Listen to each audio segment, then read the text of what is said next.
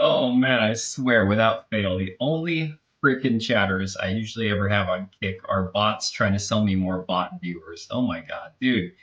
When I talk trash about Kick, it's for a reason, okay? Kick is a freaking dumpster fire in my opinion. Now, obviously Twitch is worse. Twitch has got its own set of issues. That we've all known about for a long time, but oh my god, Kick is a dumpster fire. Dude, Smeg with the 5 gifted. Thank you so much, my guy. You are always way too generous, and I truly appreciate it, especially when I haven't been around for a while. I know I streamed like 9 days ago, but really that's just that's dog shit. You know, I gotta get back to actually being more at least a couple streams a week and then somehow try to get back to making videos. My God. This is gonna be one of those jumping in with both feet kind of situations to get back into like actually making videos because it's been a while.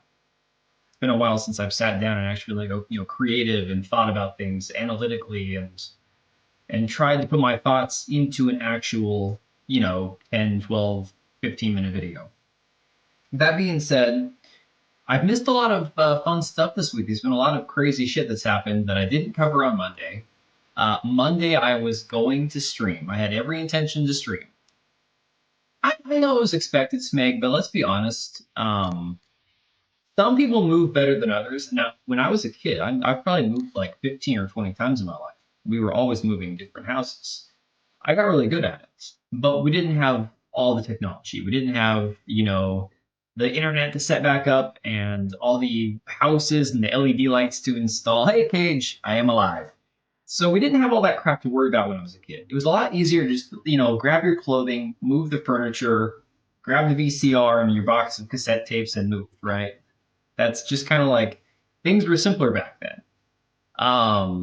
Good, Oblivion. Oh, dude, the new place is great. It's awesome.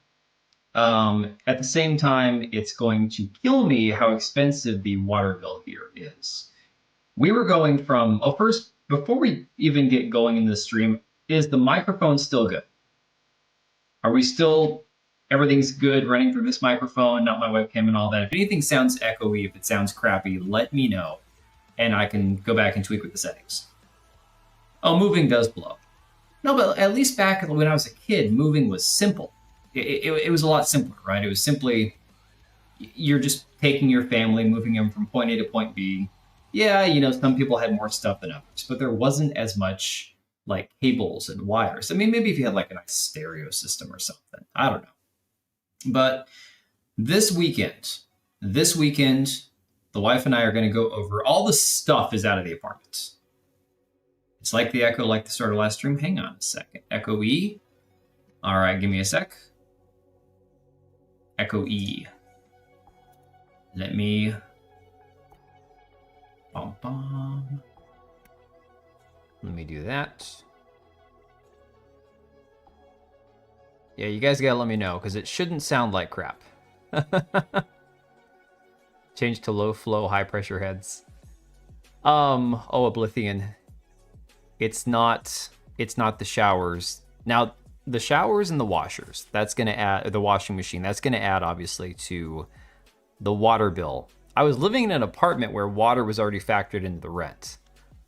Done? Dude, I don't know why it keeps doing that. I do not know why it keeps doing that. It keeps trying to revert to my webcam's microphone. It's the dumbest shit. I don't know why. Yeah, no, it shouldn't be echoey at all. I mean, yeah, this room might echo a tiny bit. But like I said, I've got the really cool 99-cent foam squares up on the wall here. So, yeah, it's just stupid. I don't know. In fact, while I'm thinking about it, dude, I had that microphone on the webcam disabled on Windows. So unless there was a Windows update that pushed it back through again, I don't know. Where I live, water is a flat rate. Yeah, that's the way it used to be for my my apartment. But over here, because we have a yard and it's a house and there's a nice amount of landscaping and a sprinkler system, and oh my god, it's gonna cost me an arm and a leg. I'm not even kidding. Like, I'm freaking out a little bit. Luckily, we're going into winter. where the sprinkler system's not going to be on because this. Oh my god, we had like monsoon rains today. Absolutely insane amount of rain today. It's fall in Washington 1,000%. Oh, I forgot what I was saying is I was gonna stream on Monday, and then I had a few beers, watched the Mariners blow their chance at making the World Series, and I mentally wasn't in it. Like I don't get bummed or depressed over sports, but I was just pissed off. I was beyond pissed off. I'm like, yeah, I don't feel like it. So that's why we didn't stream on Monday. Let me see. Where is sound settings at again? Sound settings. Come on. Here we go. Yeah, I don't understand why it keeps trying to use this. I told it do not. Like, I turned it freaking off, man. It's crazy. Audio, don't allow. Yeah, I've got it set to don't allow audio. It's crazy. Is default for communications? What? What? What the crap? Why would that be default for communications? No. No. There we go. That one's default. I don't know, guys. I don't know what this freaking computer is doing. It's Microsoft. It's Windows. Hey, Popo. Had this same problem a few weeks ago and updated drivers. I can't check the YouTube video because I'm multi-streaming, so I can't click on it. But I'll take a look later on. If you don't mind, can I ask you something? Well, that never starts off well. That never goes well. Oh man. But shoot, over there on Kick. I'm sorry, I don't even know how to say your username. Yuger? Audio sounds fine. I know the audio's fine. It's more the fact that I'm pissed off that it keeps defaulting to the other freaking microphone. It's super annoying. Anyways, guys. Yeah, the if you can shade the lawn, you need less water, but not super helpful. Yeah, it's gonna be interesting. It's gonna be tough. That, and I had to buy a lawnmower. I was saying on Discord earlier, I freaking went and got on eBay today to find a blower and string trimmer that matched the make and model of my current mower, so I could just share batteries and stuff. Where do I live? I live in Washington. That's as much as you're gonna get. That's literally as much as you're gonna get. Why is it people who I don't know randomly ask me very personal questions? I don't get it.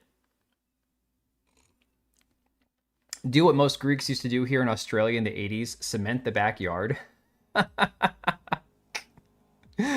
Oh man, that's fantastic. Yeah. That's kind of like all the people that were freaking out about the White House, the back lawn where Trump put the patio area, right? Now, to be fair, I don't really have an opinion on that. I think there's a lot of wasted money in government, and a lot of these White House renovations, I don't know if they're really necessary or not. Good way to get sued by your neighbors for drainage issues. Yeah, it's crazy because I knew that the water would be a chunk of the rent. I knew that would be pretty hefty, looking around at the landscaping. But until we got in here, and I saw that, well, so basically what happened was the house, when it was empty, whoever had lived here last had just left the sprinklers running, and the property manager didn't actually send anybody over to maintain the property. So the house is fine. The house is nice. It was pretty clean. There were some parts they could have cleaned better before we moved in. But the yard was just kind of let go. It was just let go. The grass was like probably a foot tall. What's my sign? I'm Cancer, man. I'm a Cancer. Hey, Makini Draws. How are you doing, buddy? Yeah, so it's a work in progress, guys. But that being said, we are going to be wrapping up, patching all the holes in the apartment, cleaning the carpet, just vacuuming and stuff. They're going to gut the entire apartment. When we moved in there, that apartment was like years behind being updated. So I know from living there for like almost 10 years, they are going to completely rip out all the appliances. They're going to rip out all the cabinets. They're going to rip out the carpet. They're going to rip out all the fixtures. They're going to completely gut that place. So I am not wasting my time cleaning it. I'm going to patch the holes in the walls from nails and screws, and that is it. I'll run a vacuum over the floor. It'll be the least I've ever cleaned a place that I moved out of, because what the hell's the point? Like, there's literally no point. It's him, he lives. How's the new house? Any new vids anytime soon? Dude, next week. I am shooting for next week, having my mental faculties back to be able to like sit down. Maybe I'll have something ready to go Monday morning. That's kind of what I'm thinking. If I can have the apartment empty this weekend, I've got my father-in-law's birthday party tomorrow, so we're gonna leave kind of like halfway through the day. So I'm gonna have to do some of the cleanup over at the apartment on Sunday. But Sunday night, if I can have my mental, faculties with me, like where I can just sit down, think some stuff out, and get that done, then yes, I'm gonna shoot for Monday next week of having a video come out. So we'll see. Anyways, let me get this music killed here. I don't really need background music, especially because the first 20 minutes of this stream is going to get claimed and I'll have to like cut it out. All right. So I know that the big thing going on all over social media right now, I didn't even see this coming because, to be honest, I haven't been watching much of anybody's live streams. I had no idea that Smash had Colin Moriarty on his stream the other night. And then I'm seeing Twitter blowing up and talking about it. So we'll watch that later in the stream.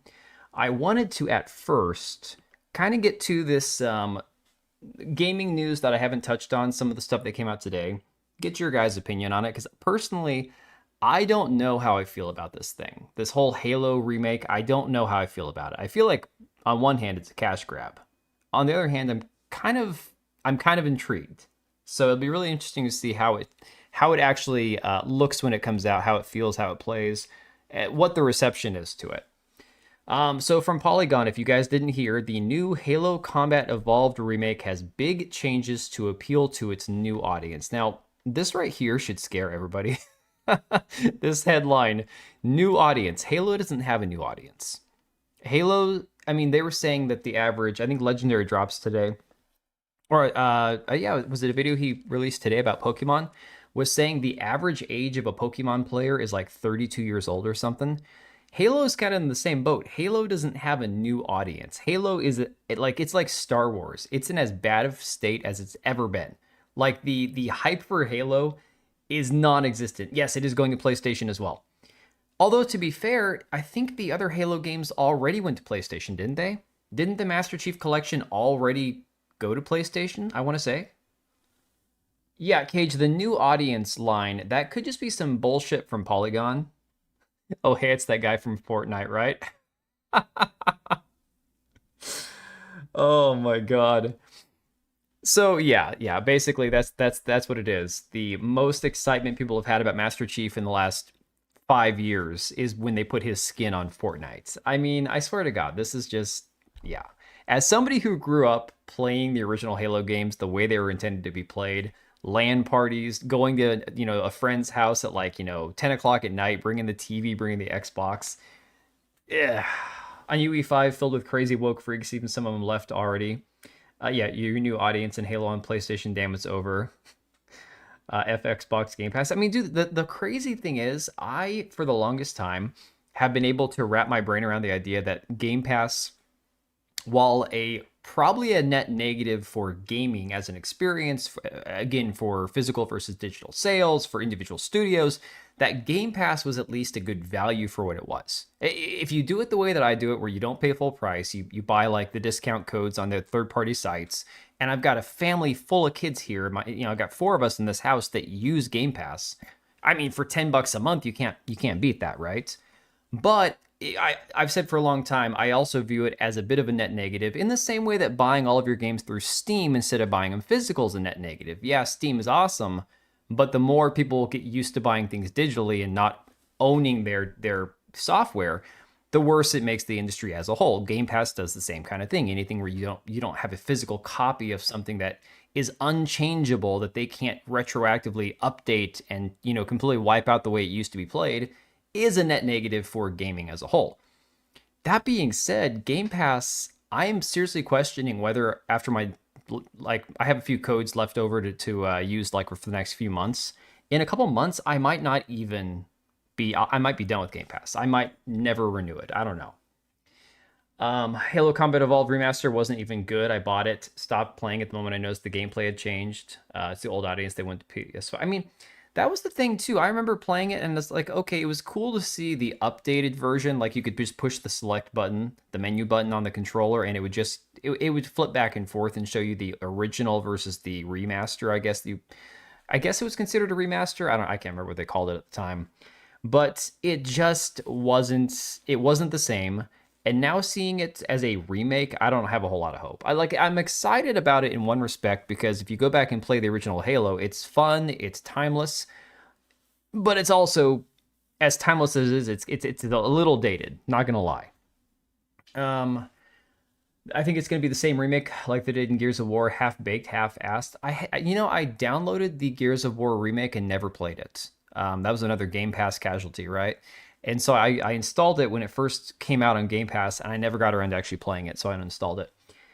I watched dudes play Halo on LAN while on deployment in the middle of nowhere back in '03, middle of the sea. Yeah, dude. No, that was the way it was intended to be played, was LAN parties, man.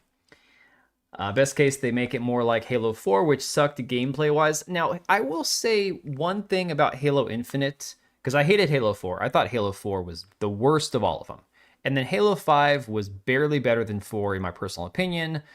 And then, of course, Infinite was just vanilla, just a dud. Infinite had a decent idea in my head. Like, it could have been better than it was, given what they were working with. Infinite, I finished the campaign and I'm like, yeah, I'll never go back and touch it again. Even when they update it, even when they add, different updates, I never went back and touched it. After I beat the campaign, that was it. I was done. So I don't know. It's going to be really weird to see how this actually pans out. Says Halo Campaign Evolved is yet another tricky balancing act for the makers of Halo. Now here's the other thing too. Who is doing the remake? Okay, is it actually Bungie? Because Bungie was the makers of Halo. We all know Bungie can't find their ass with both hands at this point, given the situation with Marathon going on. And Bungie is a PlayStation exclusive studio now. So calling it the makers of Halo is a little bit deceptive in my opinion. The makers of Halo have moved on. If you want to call 343, or what do they call it, Halo Studios now instead of 343, I don't think you can truly say it's the makers of Halo. The guys who made Halo, the original game, the way it was intended to be played, have all moved on. It's again, disingenuous to say the makers of Halo. Campaign Evolved is a modern-day remake. I hate the modern-day term. That's like modern audience. Of an Xbox classic, all the ostensible improvements that you'd expect, compared to the 2001 original and its 2011 remaster. I can't believe the remaster came out in 2011. It feels like longer ago than that. That's crazy. Halo Campaign Evolved looks prettier, smoother, features a handful of gameplay changes that are intended to modernize it. Again, modern. Holy crap. Hey, DB. Look at this sexy hunk of man meat on screen. Has been the move? The move is almost done. So, I'll catch you up since I didn't talk about this previous. In the moving process, because we couldn't get out of our lease early, they wouldn't let me kind of do a prorated 2-week thing at the apartment. They made me pay the full month. So I'm like, screw it. I'm not bringing everything over here and trashing the house just to unpack everything in chaos. So we are finally done where there's basically nothing left of the apartment. We just got to go clean it and patch it. But my garage does have a bunch of half full totes I have to unload. So tomorrow, Sunday, we're going to be done at the apartment. There's really nothing left over there. Then it's just a matter of unpacking a few things. And then I'm basically situated here for good. Until we move again in a few years. Who knows? Why did they change the name to Campaign Evolved? Presumably because the game has evolved. I assume with this modern day talk that they're going to make the gameplay faster. I presume that the whole dreaded sprint conversation from the later versions of Halo, where people were like, sprint killed Halo, sprint ruined Halo. And I don't personally believe sprint is what ruined Halo. There's a combination of factors that made Halo unplayable. But there's probably going to be a lot of things like sprinting and faster gameplay that are going to change the fundamental feel of the game. Modern, inclusive, diverse, all bloody red flags, 100%. Let's see here. For instance, this fact will either delight you or enrage you, depending on where you land regarding... Oh, yeah. Master Chief can sprint now. There you go. Game Pass is going to go up and up. All I cared about was the first day Xbox games, and they all suck now, right? So that right there is one of those things, one of those disadvantages of even bothering. I mean, okay, so for example, let's load up the Game Pass app here, okay? I was thinking about this as I talk about whether or not I ever want to renew it. And first off, the thing it did where it combined your Steam account with your Xbox account, I freaking hate that. I despise that. But here you got Outer Worlds 2, a game I have zero interest in ever playing. Pre-install, that's going to be coming day one.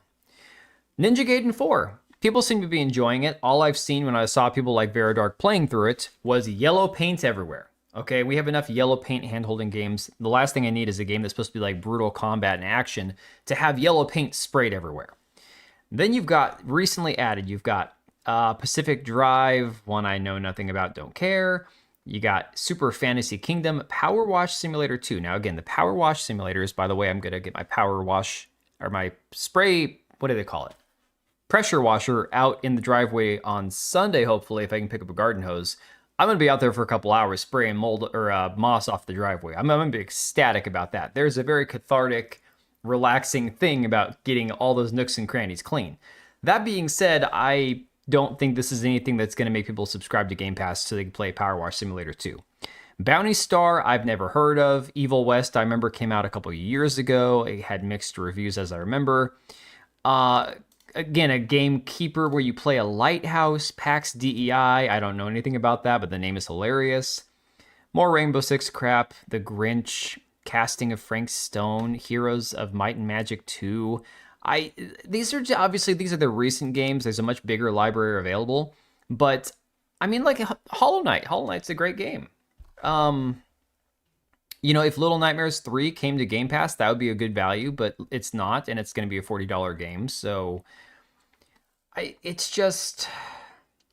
going to play Power Wash Simulator in real life. Yes, I'm very excited about that. I am looking forward to that immensely. So, but yeah, apparently Master Chief is going to sprint now. This community's Xbot, no interest in Outer Worlds 2, Call of Duty, Ninja Gaiden. Okay. It's good to hear you're getting all settled in. Bummer about the least crap. Yeah, at least it's past you. When you do move again in a couple years, maybe go somewhere that ain't so Washington. I mean, dude, it would just depend on if I was able to move my business somewhere else where I could make money, because my business is rooted in Washington. Without going into like doxing myself and getting into explicit details about my business, I can't do my business outside of Washington. I just can't. Sprint isn't bad. I think it was in Reach, but Reach was the last game that felt like Halo. I don't remember, guys. Did Reach have Sprint in it? Now, here's the thing. I mean, I would almost argue that as fantastic a game as Reach was, kind of like how great ODST was, Reach wasn't really a Halo game. Because in my mind, Halo is Master Chief. So, sure, it's a Halo, it's in the Halo universe, but not having Master Chief in the game for me was always one of those kind of... It didn't feel like Halo to me. Use the Power Washer to start a business, Power Washington. See, this is why I'm streaming to Twitch right now, for comments like that. That's awesome. Pacific Drive was a nice surprise drop on Game Pass, though. I mean, I know I've heard the name, but for me personally, I just don't really... I don't know anything about the game, so maybe it's something my oldest kid would be into. I don't know. Following the 2011 remaster for Xbox 360, Halo Campaign Evolved is the third re-release of Bungie's 2001 Xbox shooter, yada, yada, yada, yada. So yes, it's going to be cross-platform. Probably isn't going to be on the Nintendo Switch too, I'd imagine, because that thing probably can't run it at all. But I've got a video here, if you guys didn't see, it's a minute and a half of the actual trailer. We will just go ahead and play this and see what everyone's impression of it is.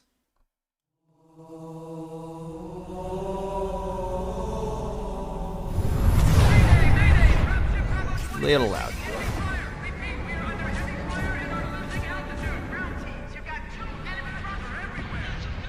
According to the data in their networks, the ring has some kind of deep religious significance.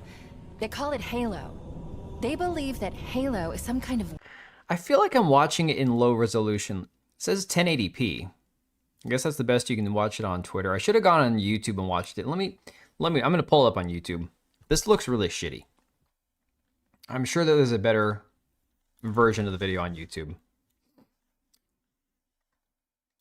The only downside I will say to this house situation is there's no cable jacks in the office. There's no cable jacks in the living room. The cable jacks are in the bedroom and in the bonus dining room, which is basically our dining room. So I have to run basically everything on Wi-Fi, or I'd have to pay someone to install cable in this office, which I'm not sure the landlord would approve of me having them cut holes in the wall. Oh, cool. 4K upload from the IGN page. That's okay. I'm already on YouTube. I bet they cut the ending with Johnson. Oh, who knows? Disable Steam integration and option settings in Game Pass. You were right. It sucks. Not all Xbox games suck, but you know what I mean. No, exactly. It sucks having your freaking Xbox and Steam games all jammed together. It's terrible. Part of Twitter, though, part of it is just who uploads it in what resolution. A lot of it's on the person uploading it, to be fair. All right, here we go. We are back. I'm going to go to this screen just so we cut out all the cutoff borders and stuff. Here we go.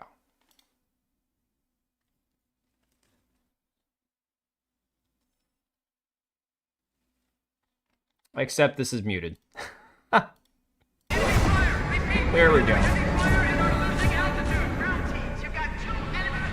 Okay, it is kind of pretty, not gonna lie. According to the data in their networks, the ring has some kind of deep religious significance.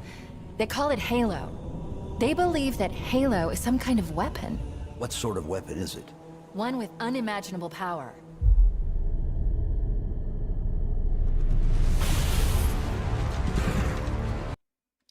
Okay, so first things first. I know it's kind of hard to see, guys.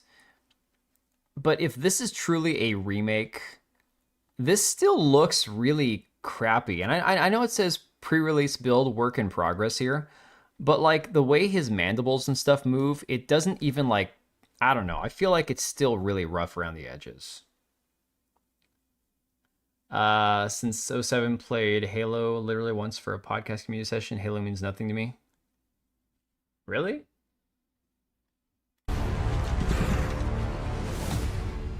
See, Halo for me was my jam. I love Halo. We'll keep him busy as long as we can. Fire Team Charlie, we're on our way. Touchdown! Hit it, Marines!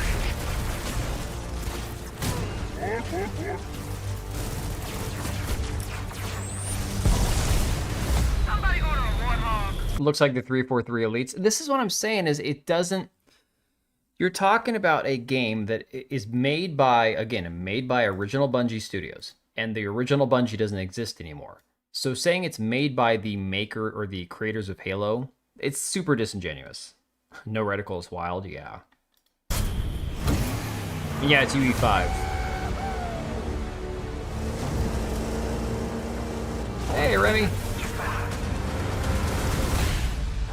The Covenant are putting up a real fight. The cartographer must be here. Rock and roll! Rock and roll!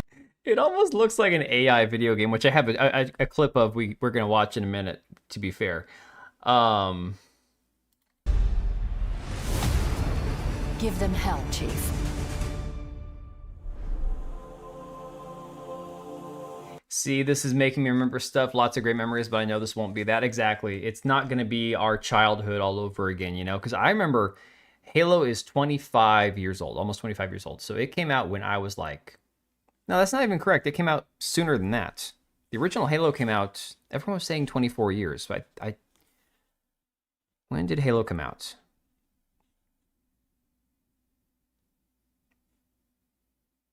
...2001. I guess it only has been 24 years. Okay, so I was 15. I was 15 when it came out. Sweet, no gameplay. Yeah. Last Halo I played was 2 back on the OG Black Box. Haven't touched one since. Dude, honestly, DB, my favorite Halo is Halo 2.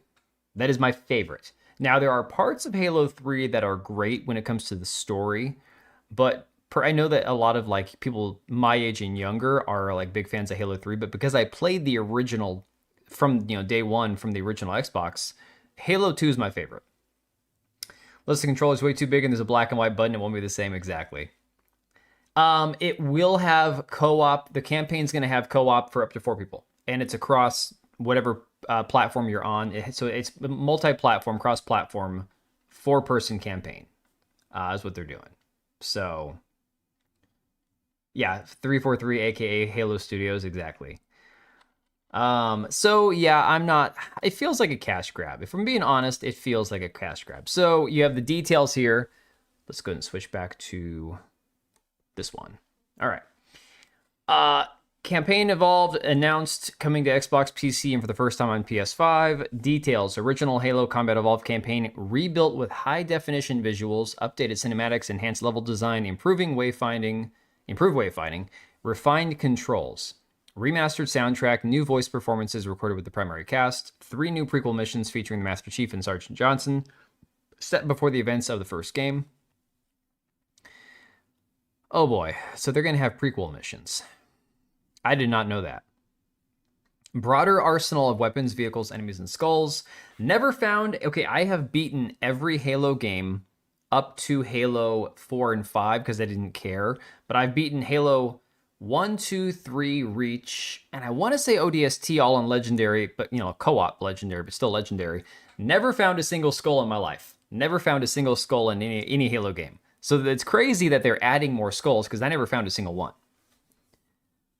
Mine's all Halo from Bungie. Sounds like they'll ruin the lore somehow, probably. I regret buying Halo 4. Yeah, I bought Halo 4 physical, I'm pretty sure. Played multiplayer on the new Halo for PC and it was junk. Yeah, Burner, Halo Infinite was just not good. It could have been really good. Like, I enjoyed Halo Infinite to a point, but the story was just so, it was just forgettable. So, and with that, the gameplay, we didn't really make up for it. That Shinobi guy, yeah, his icon is even... Well, he's a PlayStation fanboy, isn't he? Occasionally he'll pop up. I don't follow him, but he just pops up in my feed sometimes. Let me see here. Broader arsenal of weapons. Weapons like energy sword, battle rifle, and needle rifle added. I don't know how I feel about them, because this is fundamentally changing the way the first game was played by adding the energy sword and stuff in the first game.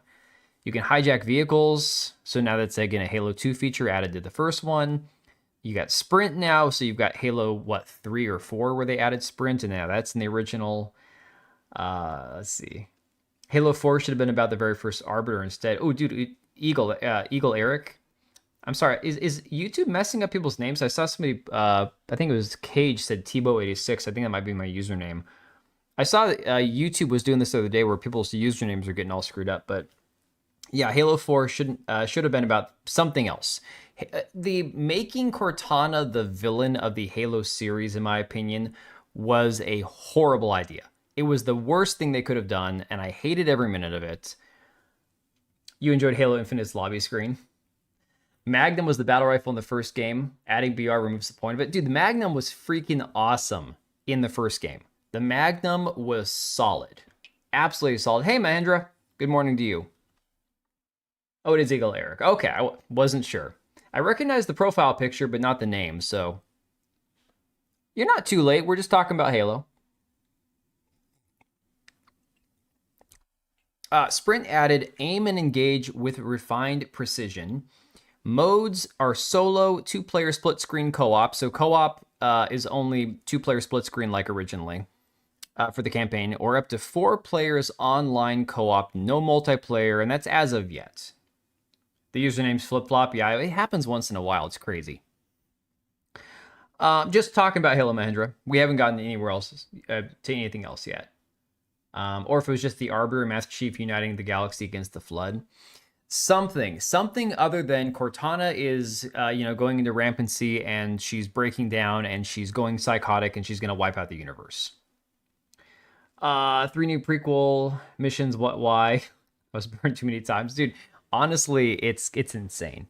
So most of what we're going to talk about, Mahendra, in a little bit here is Smash JT versus Colin Moriarty going over the Ghost of Yotei sales numbers. And that was a big thing, apparently, that happened. So, but we're going to catch up on some other stuff, too.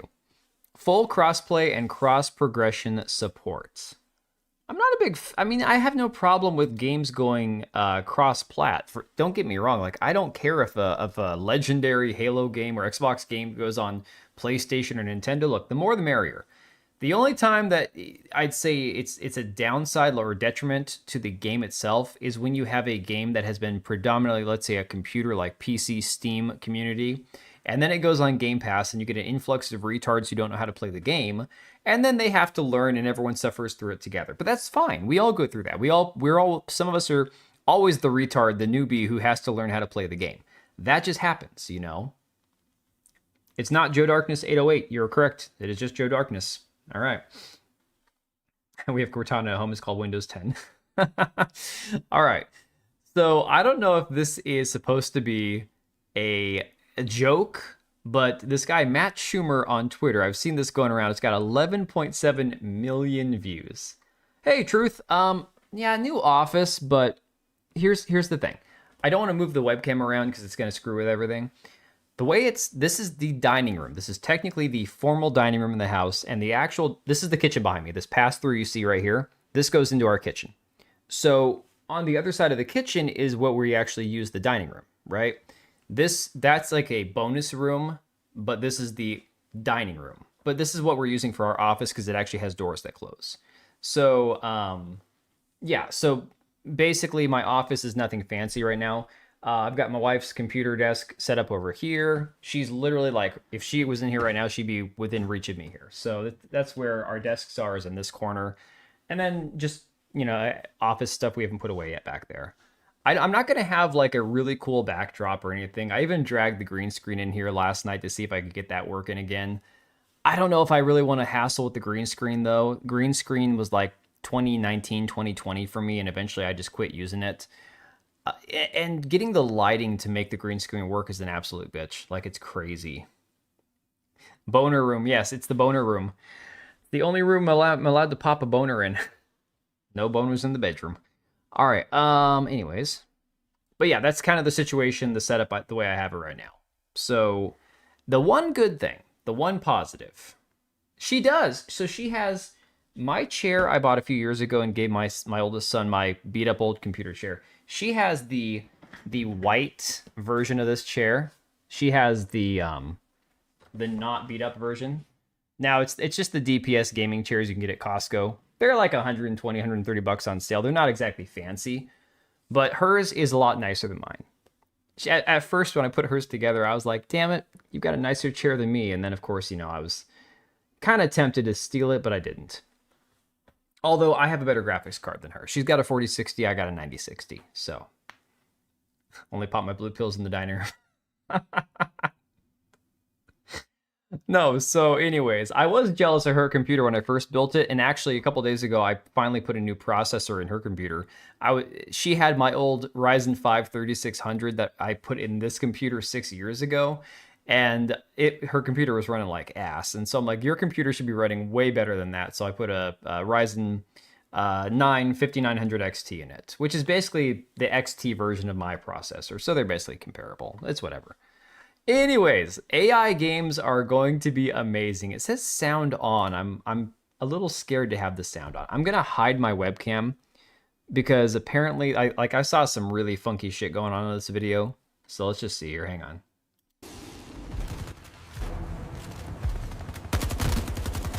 Oh boy.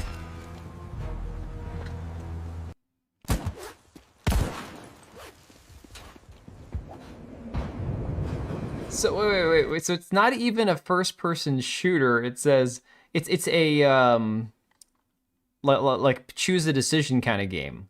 Board the uptown train, take the maintenance tunnel, use the trackside catwalk. Oh, Mudahar uses the Costco. Oh my god. He uses the Costco gaming chair. Look at this subway train just come out of nowhere. Holy crap.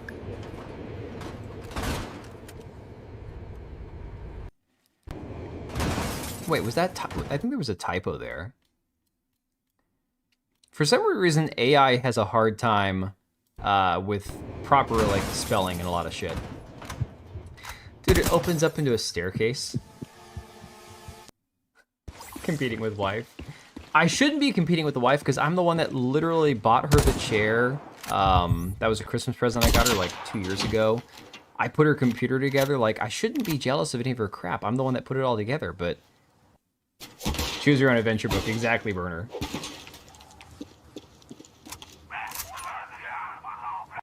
Well, and the funny thing about that, as far as like the choose your own adventure stuff, oh my god, look at that car just turn without even like moving forward. What? Okay, I don't want to be too critical about this because here's the thing, guys. We all remember We all remember the whole difference between Will Smith eating spaghetti 2 years ago versus now, right? The AI gets infinitely better within a matter of days, weeks, and months, right? So this same time next year, we'll be watching a video of a game that was actually made completely by AI that will look better than this by like 10 times. But it's funny when people think that they can make video games with AI or using only AI, and it's like, no, you can use AI as a tool. That's fine. But like I said, I've played some of these demos for games or these indie games that were made like 90% with AI, and they are dog shit. Call of Duty Choose Your Own Adventure Edition, exactly. Yeah, this is crap. This is like we need where is this one at? This is what we need right here. Oh shit, no, this is actually really dumb. That's awful, dude. No, eat my entire ass. This shit sucks. That's a really stupid ass move. That's an incredibly stupid ass move. I think this is ass. This is complete garbage. All of this can eat shit then. They can eat my entire ass. The whole thing. That sounds stupid as shit. That is exactly how I feel about this right now. Presents are the best way to show someone how much you care. It is like this tangible thing that you can point to and say, hey man, I love you, this many dollars worth. Talk louder so your son can hear you more often. Also, I recently convinced my bro and his friend to cancel Game Pass. I got rid of that bloatware years ago. Microsoft, Xbox do not care about customers. Dude, you are not wrong at all. But the funny, okay, all right. The funny thing about that, and dude, thank you for the 10, Smeg. You're freaking awesome, dude. But the funny thing about you saying talk louder, we actually got a little stereo because him and his sister had been sharing a room in the apartment. Now they have their own room. So we got him a stereo, and that's in his room now. But he's not even in his room tonight. The twins wanted to sleep upstairs with my oldest kids, have a sleepover or whatever. So they're up there bouncing around in the loft, just, being maniacs and all that. And it's like, okay, so now that he has the radio, ever since last Monday, 9-10 days ago when I streamed, now I've got the radio in his room to kind of like help block out the noise, and he's not even in there. So, oh my gosh. Yeah, but I honestly, like I said, when my next discount code that I purchased off of, it wasn't instant, it might have been Instant Gaming that I bought it on, or cdkeys.com. When my next discounted code for Game Pass is used up, I probably won't renew it. Here's the thing. Part of why I was also inclined to continue using Game Pass was because it included Xbox Live, and a lot of games you have to have Xbox Live to play. As it turns out, my boomer self didn't realize that you no longer need Xbox Live to play free-to-play games online through Xbox. So for example, my kids like playing Rocket League, and they use the Xbox when we're playing Apex Legends together, right? You don't have to pay for Xbox Live to play those games. So if you're not playing the Game Pass games, there is zero reason to even pay for it. Whereas before I thought, hey, at least I'm getting Xbox Live, we're getting day one releases, some of them are bangers, some of them suck. Yeah. Turn back, yeah. Honestly, Mahendra, I don't know what Pirate Software is even up to these days. I'd be really curious to check in and see. Let me see, I think it's logarithmic, not exponential. Will Smith, Red Table Talk. Oh, Cage. Damn you, man. I'm having like traumatic flashbacks now. PTSD.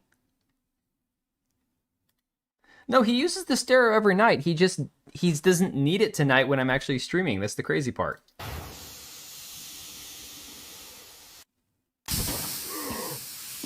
Ooh, into the suit. Wait. Wait. You got round manhole cover. Watch. Escape into the sewer. Okay, round manhole cover. All right. Square hole. Oh my god. Yeah, this is great. I love it.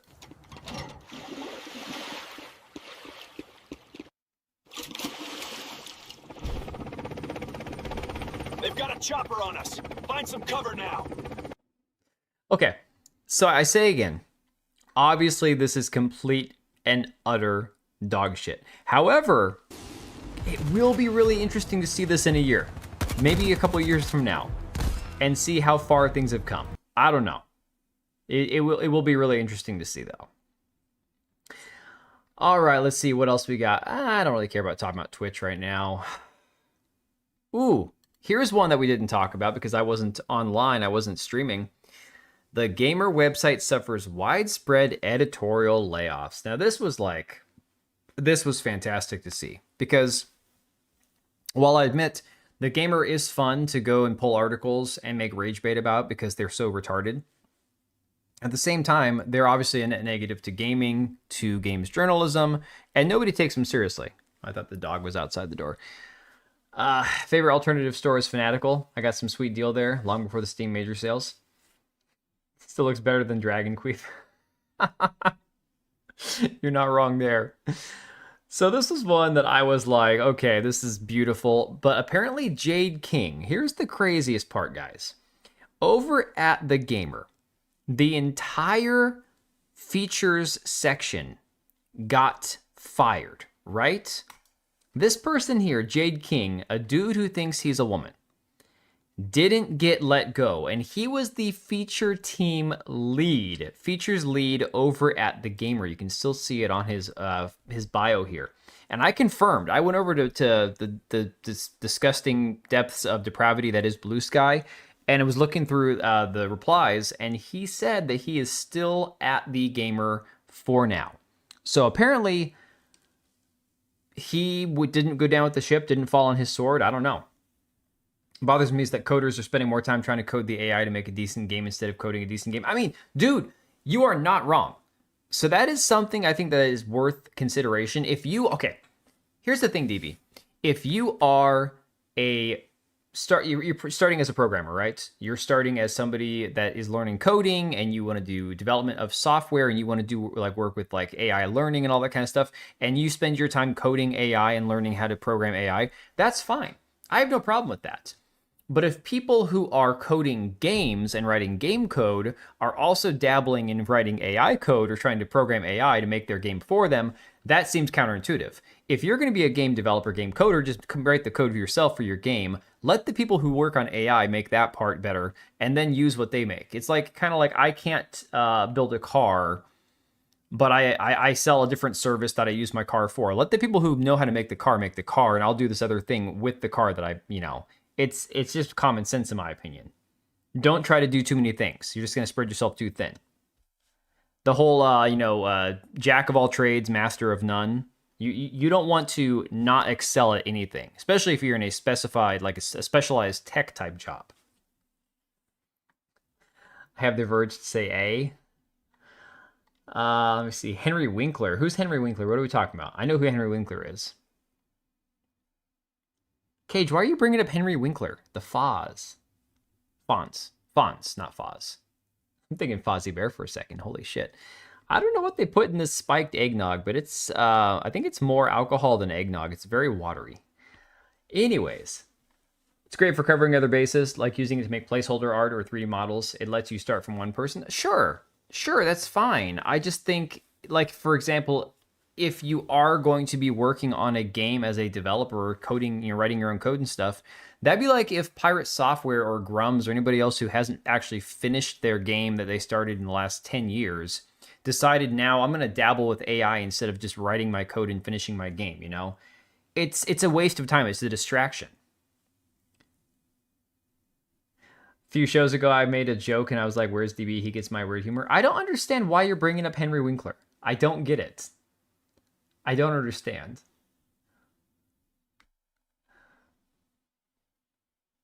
Oh, you're agreeing with me. No worries. Ubisoft's asking its workers to volunteer to be laid off and then their next career step on their own terms. Wait, was that part of the massive deal or is that something different entirely? Because I didn't see that. AI is good for prototyping or repetitive tasks, but expecting vibe-coded AI games I think is unrealistic. Well, it's not just unrealistic. It's kind of like I didn't understand this about graphics cards, right? This whole, what do they call it with the artificial frame generation in graphics cards? I can't remember the term they use for it, but it's basically, it uses AI that's in the graphics card software or hardware to fill in the gaps for a game, like create artificial frames, right? To help the game run faster, smoother, better, and all that kind of stuff. In that context, that type of use for AI, I think is okay. if you're going to use it for like a net positive. I still think it's kind of weird to be like, okay, we're going to basically like let the graphics cards AI just generate some random shit to fill the frames with. I think that's kind of weird. But the turn 5 coding makes me want to vomit. Yeah, fake frames basically. I look at that and go, why should the graphics card need to generate fake frames if the developers know what they're doing? Yeah, DLSS and FSR. Yes. If the developers know what they're doing, it shouldn't be creating fake frames in the first place. And again, I'm saying that from my uneducated, non-game developer ass sitting in this chair right here. Oh my God. I get most weird humor because weird humor is what I do. I cherish it, caress it, treat it well, then share it for others to enjoy. That sounds really gay. Like, I got no problem with that. That's cool, but it just sounds really gay. That's because Star Wars Outlaws flopped in Avatar 2, so massive. Here's the crazy thing. They just released a third. Hang on a second. Where the hell is this at? Let me find this. Hang on. So Avatar was one of those games that nobody asked for. And of course, it was one that they gave away a lot with like graphics cards and stuff. I saw a lot of those when I was looking at cards a couple years ago, that they were going to be giving that away with graphics cards. But they just released a third-person mode, I want to say, right? In some update. Yeah, okay, so Ubisoft back in July said that they were adding a third-person mode via a free update on December 5th. A game that didn't sell well. Okay? Game that didn't sell well. No, this is actually really dumb. That's awful, dude. Wait. What are you doing? What are you doing to me here? Sucks. Pirate Software, shut up. You are now muted. No more. Don't speak unless spoken to. So a game that didn't sell well, that nobody really seemed to care much about. Maybe some people loved it. I never really heard much about it, positive or negative. But the studio is laying off a shitload of people, and they are rolling out a third-person update because it practically makes it a new PS5 game. Like, okay, that's cool. Works in some games like upscaling, but used mostly for games. Dampens the quality of a game's graphics. I would argue that that's something I would worry about. Oh, look, Erica, is she? I'm jealous I don't get humor. I just don't understand what it had to do with Henry Winkler.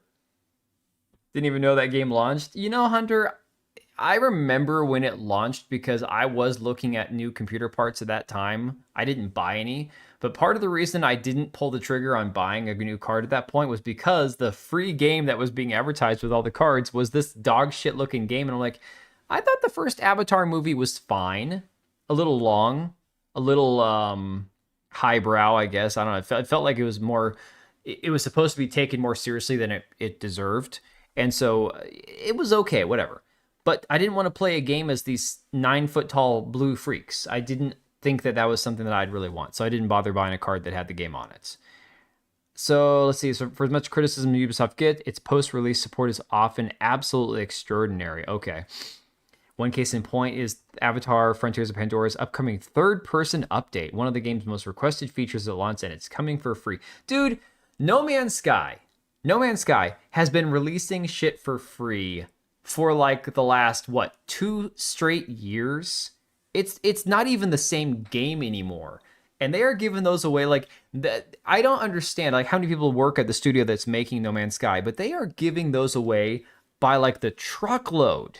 Don't tell me like, oh, look at Ubisoft, they're so great, here's a third person mode to a game nobody's playing. Like, okay, great, cool, awesome. Remember the announcement trailer, never saw anything about it again? Exactly. Hunter, I forgot to tell you that esports chick that spurged out on me. Oh my God. She wrote me a freaking essay. I was telling my wife about it. She's like, tell that bitch to get out of my husband's DMs. I'm like, no shit, woman. So, okay. She said, free healthcare is really nice in Canada, right? So I said, the thing you like best about Canada is free stuff. Interesting. I wonder who pays for that, quote, free healthcare. Okay. So here's my response. And then this is the start of her response. You see that? This was all at 1:30 in the morning last night. Mind you, I made one quote tweet about this chick because she was praising the trans woman that won at TwitchCon and said, oh yeah, Canadian woman checks out. And this is what she sends me about Canada's healthcare system compared to the US. I don't even know this woman. I have no, like I had to ask you, have you heard of her? Because I know you watch esports. I have no idea who this woman is. 34,000 followers on Twitter and I couldn't give two shits about her opinion. There's a new free update now. Exactly. It's still less than 50 people. That's crazy. That is crazy. Maybe they try to make some scraps and save face because the film Fire and Ash is going to drop. Yeah, but I don't think the film is going to make more people want to play the game, is it? I mean, do we often see like a massive correlation between a film coming out and player bases playing a game that's tangentially connected to the film? Think about the Marvel game that was featuring Kamala Khan that dropped that nobody played, and they basically scrapped the game, right? That game came out still at the high point of the MCU, and nobody played it.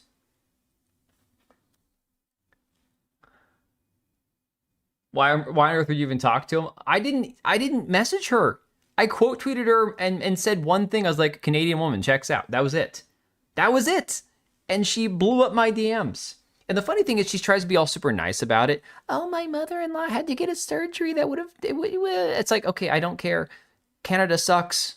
Stop trying to convince me. Like, I'm not moving to Canada.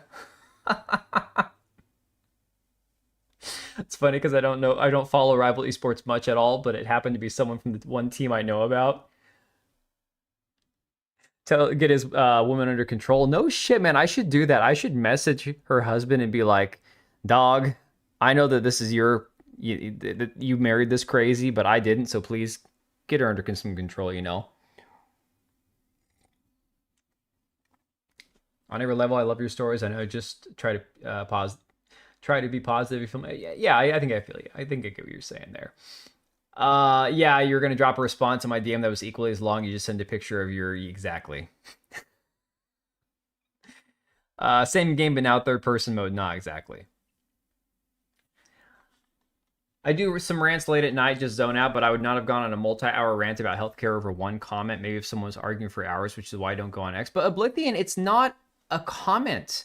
So here was the entirety of what led up to that, okay? This was the back and forth on my DMs because she initiated the conversation, okay?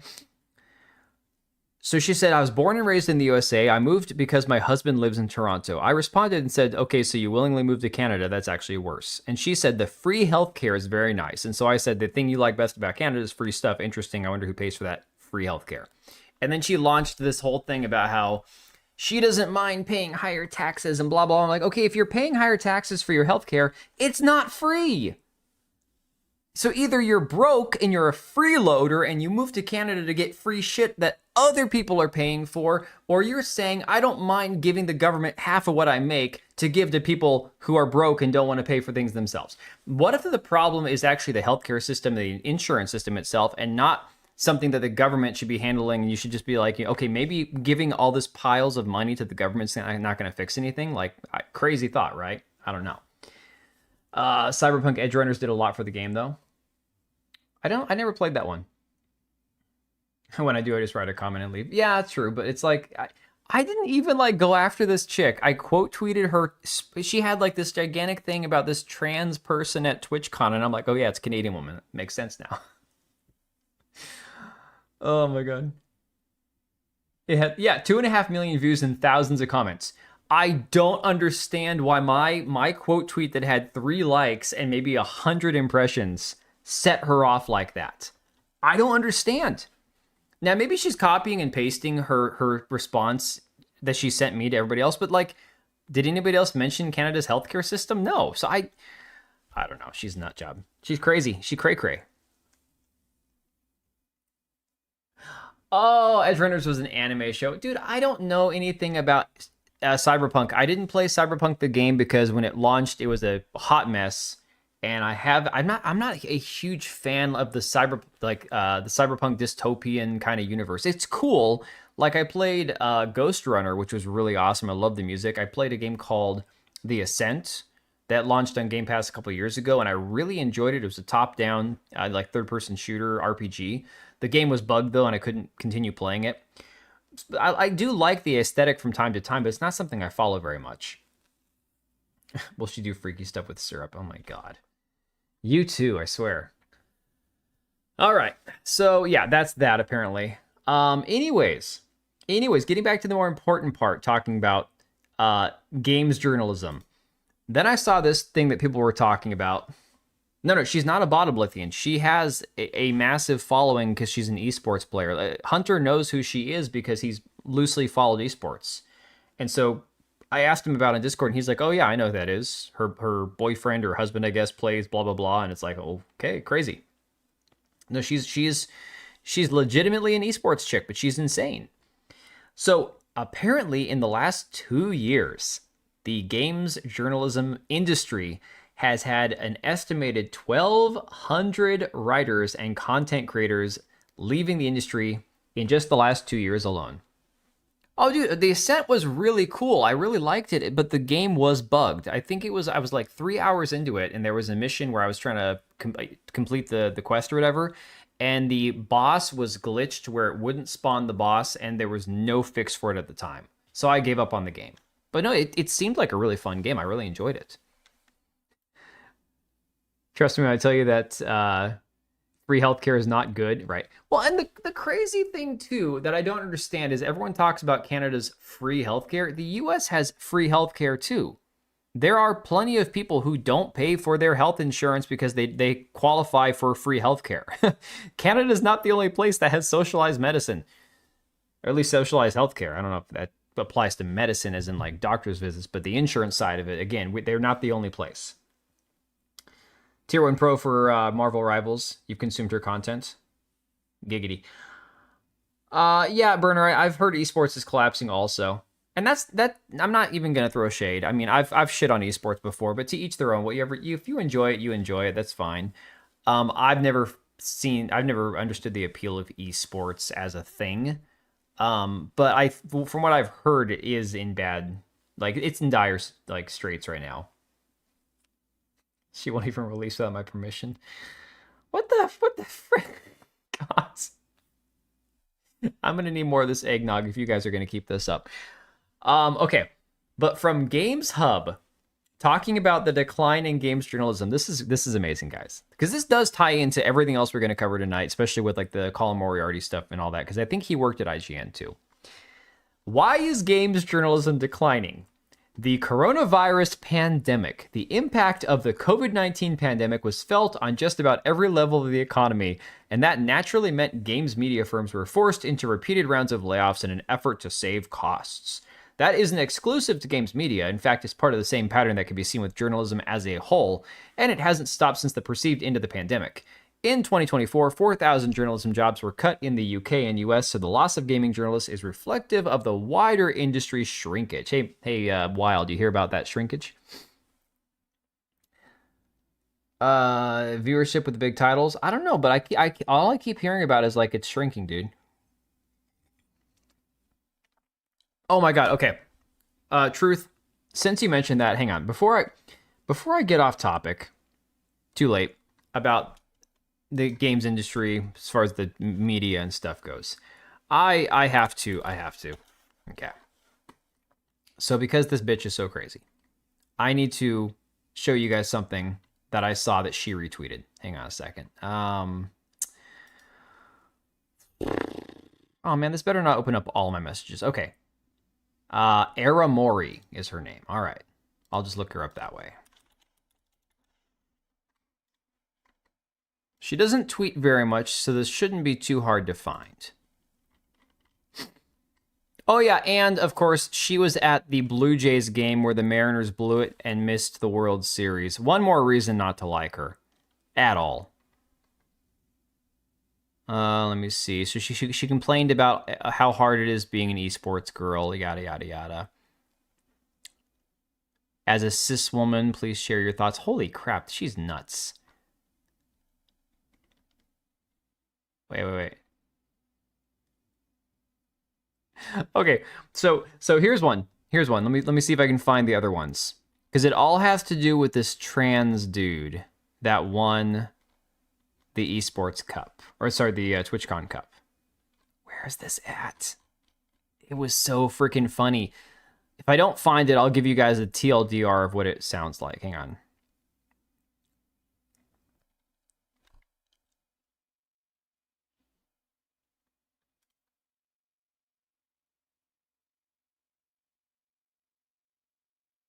Huh. Crap, I should have saved it. All right, well, basically, here was the long and the short of it. A lot of what I saw in her timeline, all of it is about sexism and transphobia and this and that, right? But a lot of what I saw basically amounted to we're never going to get past the sexism against women in gaming if trans women aren't accepted as women also. And basically what it came down to was we have to have trans women in gaming because at least trans women are better at gaming than women. And they didn't say it like this, but this is the way you could infer it, right? Because trans women are biologically male. Basically, that's like the first step towards women being accepted in gaming. I don't know. I was reading this, I'm like, holy shit, you're basically saying, well, us biological women aren't good enough, damn it, so we need a man to dress up as a woman to make women accepted as gamers. It was the craziest. It was the craziest shit I read, but I can't remember who she retweeted or what it was. There's like, yeah, this trans person not retweeting anything about the trans women in the milk cup because I don't need the wannabe Riley Gaines jumping me. I need to make it abundantly clear the idea that trans women have some sort of biological advantage in esports is incredibly misogynistic. Oh my god, misogynistic coming from a dude who pretends to be a woman. You are the like supreme misogynist, okay? If you throw on a dress as a man with a twig and berries and run around pretending to be a woman and you paint your face, like you try to be as glamorous. The funny thing about the trans, like I'm gonna go off on a tangent here, guys.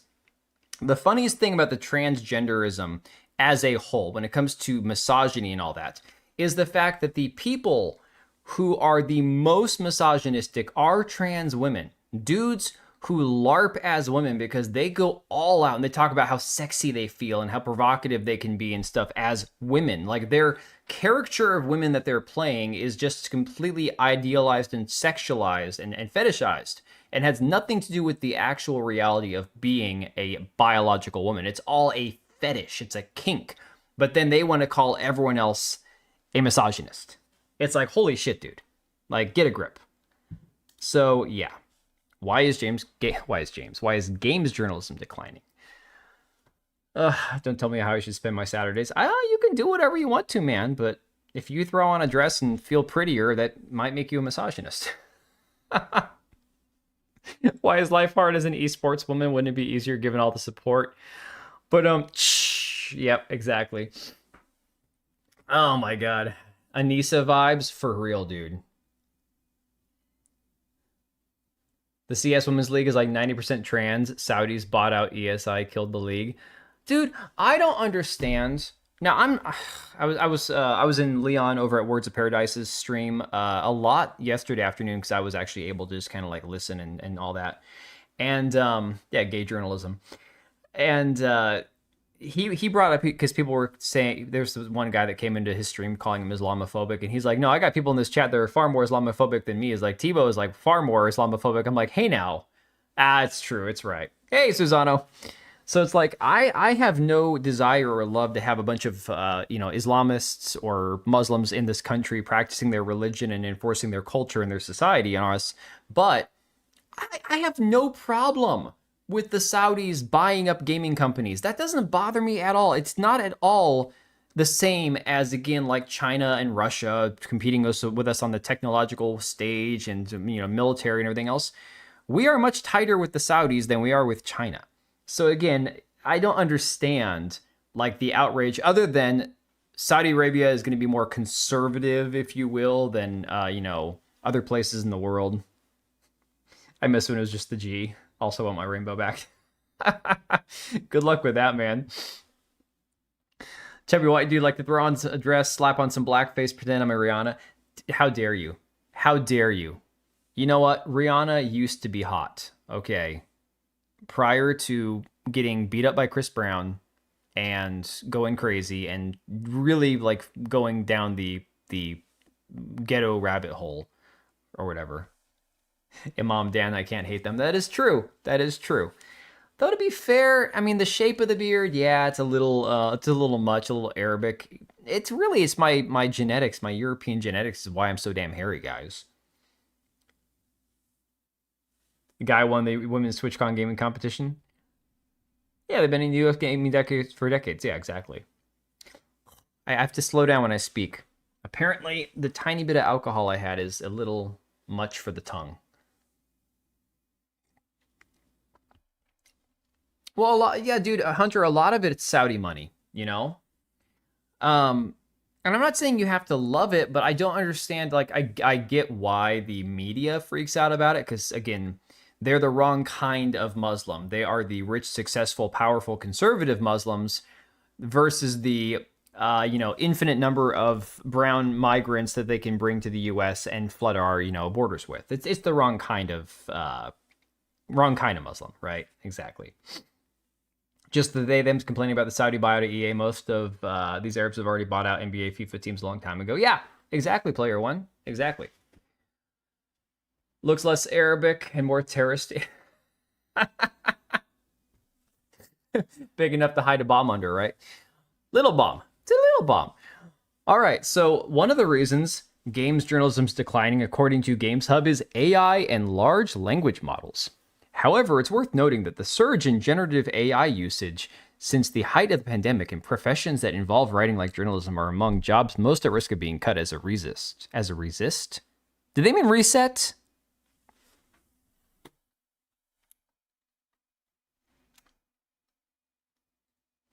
Does this make any sense, guys? Journalism are among jobs most at risk of being cut as a resist. As a resistance to generative AI. Did they honestly have a typo in an article about journalism drying up? That is insane, man. The Modern Englishman? Hey now. I don't know that I have much English in me. Oh, you mean that in terms of the modern, not modern Englishman, modern Londoner, we'll say. I look perfect for London. Yeah. Saudi money can be entertaining the scene as well. The big team is Falcons, which have teams in a lot of games. Their current CS team is a 10 million super team with expensive players. Damn. Mohammed. Article is partly written by AI, so there's that. Dude, it's the craziest thing when you read an article lamenting the failings of journalism and they have typos and words that don't make any sense. Londonite, we'll go with that. Londonian. If companies are still finding themselves under the strain of the economic impact of the pandemic, one of the ways in which they might look at cutting costs is through trying to leverage the cost-cutting benefits of AI so they can eliminate hiring and payroll costs. Gay Station 2025. Hey man, you can call PlayStation and Xbox as gay as you want. That doesn't bother me at all because I am more than happy to play on whatever system I play on. I don't worry too much about the console war per se as far as like that goes. I admit I've never owned a PlayStation. I grew up on the Xbox. But at this point now, once you have a computer, the only thing that won't give up their exclusives is Nintendo. That's the only one. Nintendo is the only one that if you really want, without going like the sailing the high seas route, Nintendo's the only one that you cannot access their games via cross-platform if they choose. Saudis have supported esports teams in CS, Dota, LOL, etc. They didn't put restrictions like preach the Quran or whatnot. Yeah. So player one, again, everything that they always talk about. Yes, Grim, PC Master Race, 100%. But that doesn't mean that I shit on people for playing console. Again, for my daughter, for example, we have a Nintendo, we have an Xbox, and we have two computers that play games. And my kids will alternate through, and we haven't, the Nintendo is the original Switch. I'm not buying a Switch 2. And my daughter loves using the Xbox. She plays on controller. Her twin brother is learning to do mouse and keyboard. He's actually getting pretty good at it. And then my oldest son's mouse and keyboard upstairs on his computer. So it's like, we've got a wide array of gaming types in this house, but I don't have any like hatred or love for anybody like how you want to play. Yeah, they have no Edge Beyond exclusives. Well, and right now you're not wrong, Grim. Right now you're not Nintendo. There's nothing about Nintendo right now that makes me want to buy a Switch 2. The only thing I would say, here's where I would maybe consider like in a couple of years buying a Switch 2. If we ever, no man, she doesn't want to play on the keyboard. She wants to play on the controller. So if we ever get a true Ocarina of Time remake or remaster, and you have to have a Switch 2 for it, that's going to be hard. Because that is like my one of my favorite games of all time right there. That is really tough. Next year, maybe. I don't know. We'll see. They should have done it for the 35th anniversary of Zelda. I cannot believe they did that. Skyward Sword instead. Who cares about Skyward Sword? I never played Skyward Sword. They could have done Twilight Princess. They could have done Ocarina of Time. But no, we got Skyward Sword. Okay, whatever. That'd be like if they did Wind Waker as a remake or remaster. It's like, who cares about? I mean, I know there are some Wind Waker fans. Leon will be really mad at me for saying that, but oh, thanks, dude. Appreciate it. It just grows on its own. We are almost at the 1 year mark, minus occasionally trimming it. Presents are the best way to show someone how Donkey much you care. Kong. It is like this tangible thing that you can point to and say, hey man, Well, are we I talking about love like the you. original This Donkey Kong many games? dollars worth. Do you like Donkey Kong Bonanza? Thanks for the 2, Luigi. Appreciate you, dude. Are we talking like the original Donkey Kong, like Donkey Kong Country, Diddy's Conquest, like all those? Because I played those. I have not touched a new Donkey Kong game in a long time. Ocarina of Time, 4K, 60 FPS, they'll make millions, right? And if they add a little bit more to it, and I'm not a fan of them changing the game, obviously, I want to play the game the way it was originally released. Yeah, dude, again, Cage, 100%. I'm like right there with you. It's so tough. It's so tough.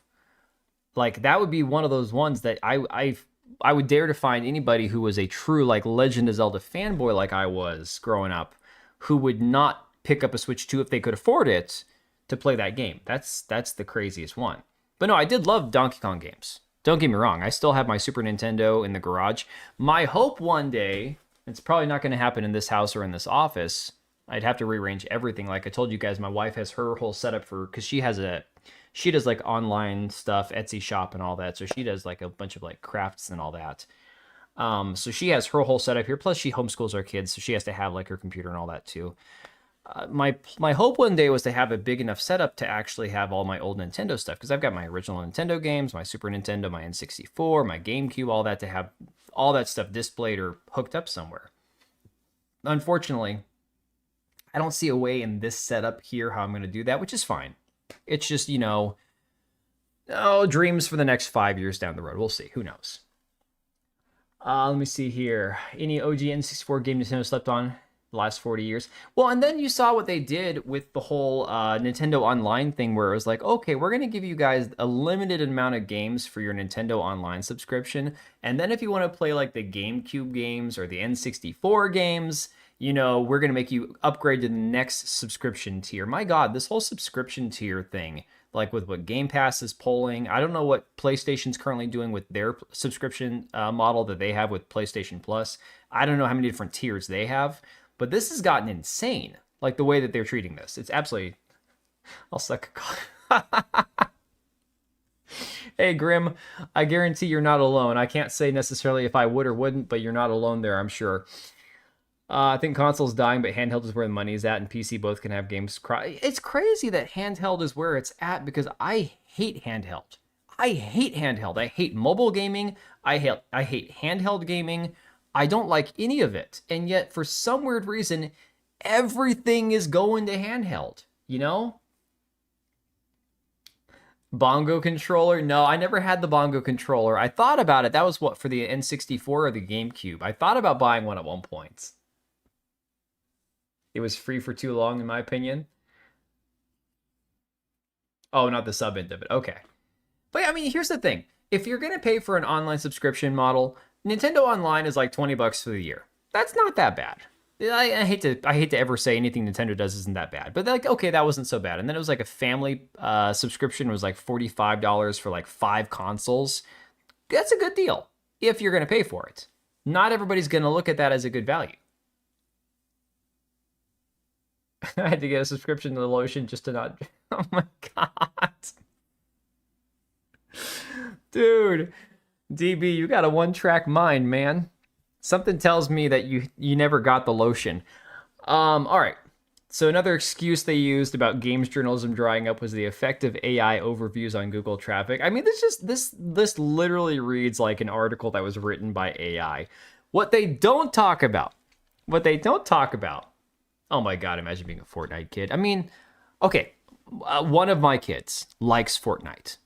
He's okay at it. But none of my kids are like obsessed with it. I have 1 out of 3 that actually plays the game and likes it. Okay, couldn't be me. If I'm not playing it sitting at my $6,000 desktop setup, it ain't worth playing. Why would I want to play with a tiny screen in my lap? Right, Hunter, dude. Okay, so I've tried to explain this to my wife because she's not a gamer at all. And so she didn't understand this years ago when I talk about it. Chafing as hell. Facts, man, facts. I'm like, okay, if I don't have it where I can sit in my comfortable chair, play at my desk that I'm comfortable at with my mouse pad and my keyboard and all this other stuff I've got, or sit on the couch and play with the kids, like they made me play Rocket League with them the other night, and I kicked their ass, and it was great.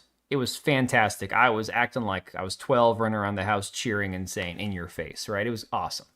But if I'm not where I want to be playing on a good sized screen or on my computer monitor in front of my desk, I don't want to play a game. I don't have this desire like, oh, I have to play this game on my phone because I can't wait till I get home to play. No, man, screw that. Screw that. I can come home when I'm ready, when the day is over, when work is done, and I can sit my ass in my chair and I can play the game that I've been looking forward to playing. I don't need to have it on my phone. I don't want to play it on a tiny screen. Now, again, I'm in the minority, obviously, because mobile gaming is huge. Mobile gaming is massive. But again, one of the lies we've heard about gaming is that half of women are gamers, right? The same shit we've heard about half of women are gamers is the reason games journalism is dying. Because articles like this came out today from PC Gamer. Oh, sorry, published yesterday. I'm a day behind. Razer thoughtlessly alienates half its audience. Mind you, half its audience, that 50% number again, with an ad showing a man blocking out a woman's yapping with its latest headset. The ad is still live. ... Shocking. Shocking. No, see, Logia, if you're traveling... okay, so I will make an exception. Here's the exception. I started Breath of the Wild when I was in the hospital for a massive Crohn's flare-up like 4 years ago. 3 years ago now, 4, I can't remember. But for me, I couldn't hook it up to the TV, so I played it on the little tray next to my hospital bed with the controller. So for me, I made that work, right? It still wasn't ideal. I brought it when my wife and I went a couple years ago and flew to Oklahoma for a friend's wedding. Didn't play it on the plane. I might have played it for like 20 minutes. I can't remember. But long story short, I had the intention of playing it. When we were in the hotel room, I might have played it for 20 minutes. I have no problem with the idea of mobile gaming, with being able to take it with you mobily. Personally, my personal take, I have no desire to play it mobily versus in the comfort of my own home. No expectation of privacy in public, right?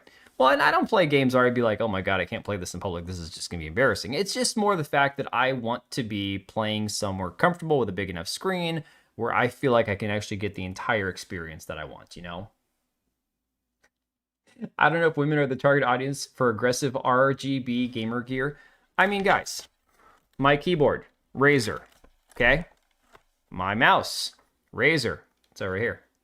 My headset, Razer. I got them in a bundle.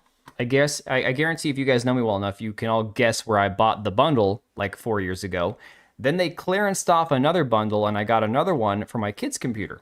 So we have in this house 2 sets of Razer headphones, keyboards, and mouses. I don't know. But I didn't do that out of some sort of weird brand loyalty to Razer. I did it because it was the absolute best deal for a mechanical keyboard, a good mouse, and good headphones, right? That being said, all the marketing I ever see from Razer is with like these e-girls. That's it. I never see a male, like actual heterosexual male streamer. Nah, bought it at Costco, Cage. Bought it at Costco. But very funny joke. I never see a male like content creator or somebody that's actually noteworthy pushing Razer. It's always e-girls. It's always the Insta model type chicks. Sponsored, right, exactly. No, it's crazy. But for some weird reason, a brand that I guarantee is like 70% male. In fact, I saw a statistic on this somewhere. In fact, I don't think I have it brought up here. Oh, I do. Yeah, Legendary Drops has it, right? Okay, we'll go to that in a second. Says women make up a large part of the gaming masses. Wrong. 48% according to a recent analysis. It is wrong. It is 100% wrong. That 48% does not account for women playing games on mouse and keyboard. It is mobile gaming. Mobile gaming, okay? It's insane that they keep running the same crap. This is why nobody trusts games journalism. They're all a bunch of liars, and that's the problem. The company even tailors products to women, that is true, that are advertised by women, also true, going back to my original point, which appear to sell well among women. That's why it's surprising to see the company deploy an advert that plays on a sexist stereotype of women. Wah, wah, wah. Here's how the ad plays out. Well, I'm just going to play the ad for you guys. We're just going to play it.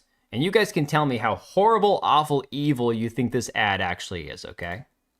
Haven't even talked to this girl for a whole year. I literally don't know why you're still trying to like. I mean, this is so terrible. This is literally like the worst thing that's ever happened.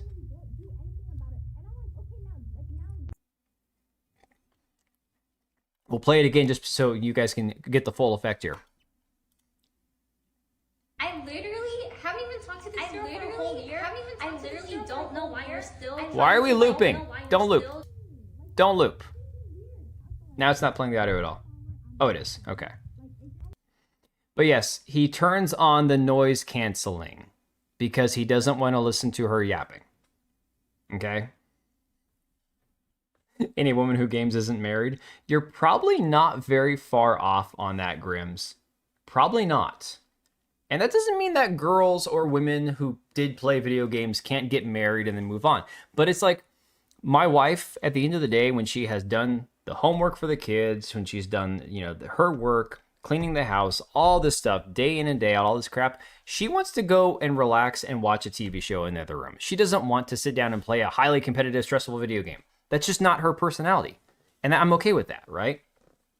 So, Legendary Drops Goat says, when did half start meaning less than 30%? I don't know how they haven't learned from the Sydney Sweeney ad runs. These companies are not for equality or inclusivity. They are for profit. They aren't your allies. Your values are a short-term convenience, okay? LSD flashback? I don't know, man. If you did, it's not on me. I've never taken LSD. So here he shares the article talking about half of their audience being ostracized. And then if you look at the Razer.com's audience is 71% male based on the age group of visitors, 18 to 24 years old, based on the age distribution here, 18 to 24, 25 to 34, 71% male, right? It's not even close. It's not even close. But they want to complain because it alienates half the audience. It's complete bullshit. It is absolute bullshit. And the saddest part about it is that they don't even understand why people hate them. They don't get it. They don't know. For some weird reason, their heads are so far up their own asses that games journalists think that they can keep doing the same thing over and over and over and over again and never face any consequences. And then when consequences finally, when that F around and find out that stage finally kicks them in the ass, they want to act like they're a victim somehow. And it's like, dude, you guys did this to yourselves and you never even saw it coming.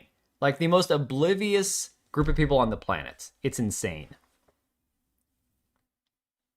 Most people I play, 76 of them are married couples. Hey, there you go, Cage. That's awesome.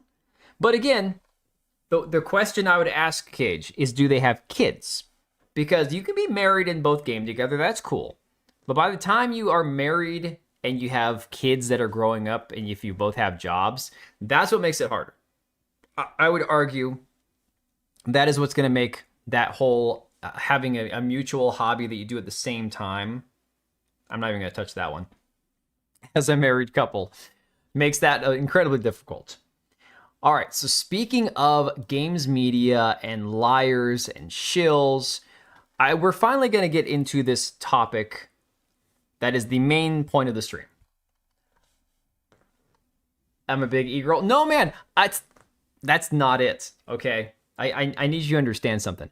I have no loyalty to any company other than I prefer AMD to Intel right now, and that's simply like a Ford Chevy thing. I don't have a verifiable, like a concrete reason why AMD is better. I just think AMD is better than Intel, so I go with AMD.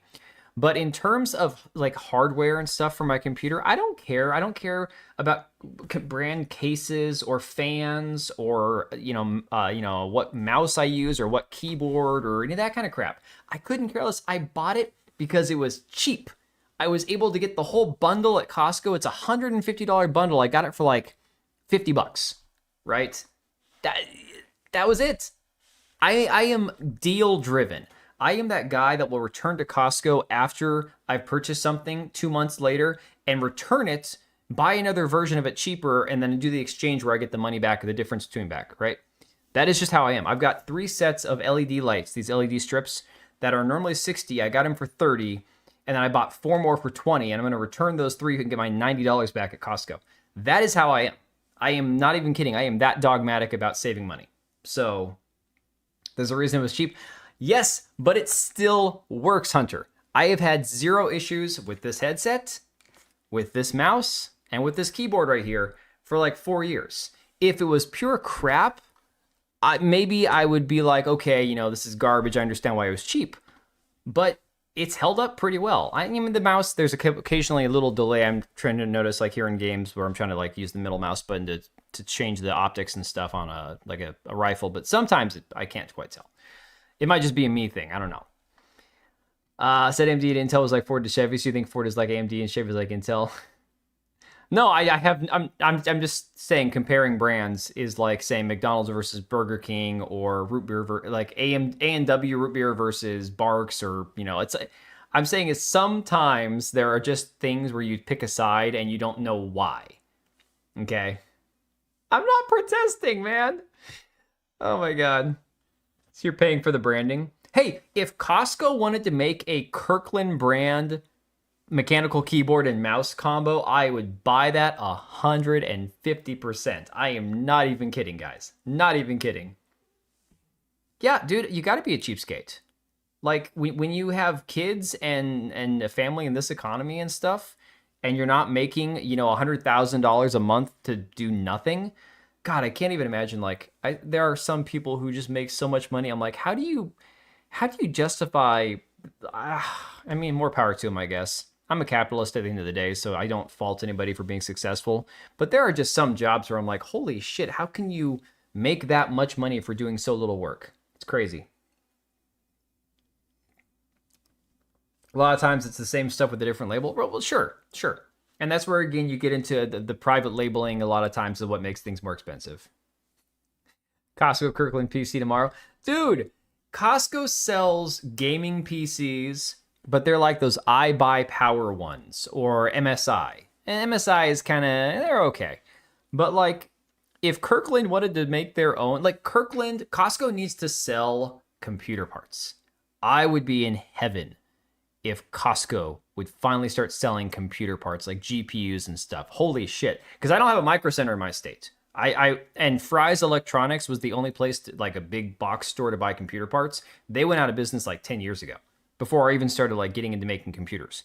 So if we could get Costco to start selling computer parts, that would be phenomenal. I would love that. I do so much work for so little money. Dude, sometimes I can really relate to that.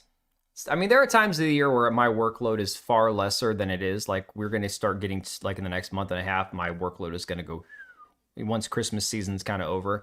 But no, then I got to find other things to keep myself busy, though. It does go against Costco's business model. I know that. Trust me, I get it. I'm there like twice a week. I understand. I've my family collectively with business and life growing up. We've spent tens of thousands of dollars a year at Costco. It's insane. No, yeah, exactly. All right, I'm gonna get a bottle of water, guys. Hang on a sec. I'm gonna go ahead and we'll switch topics, but I'm gonna get something to drink real quick. Oh, I'm getting too warm. This office is surprisingly warm, despite the fact that the heater's not running. Give me one sec.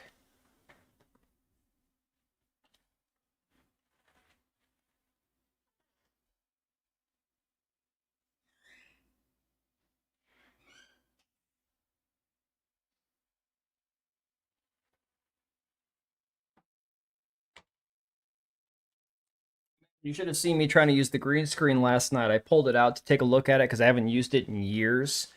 And I put the thing up behind me. And it worked. Like I was able to get the chroma key working on Streamlabs. But adjusting the lighting to where it wasn't just like a green blob that kept fading in and out behind me, I'm like, yeah, I don't know if that's going to work in here. I don't have lighting set up for that, so... but wasn't Radio Shack a little overpriced? I felt like Radio Shack was one of those things where you pay a little bit more money because they were like the only place that had stuff, you know? Don't have brand loyalty. I just take whatever is doing well. I will take, as long as the quality is fine, I will take whatever the store I shop at is selling, provided it's not bad. If it's not bad quality, then yes, I have no brand loyalty there.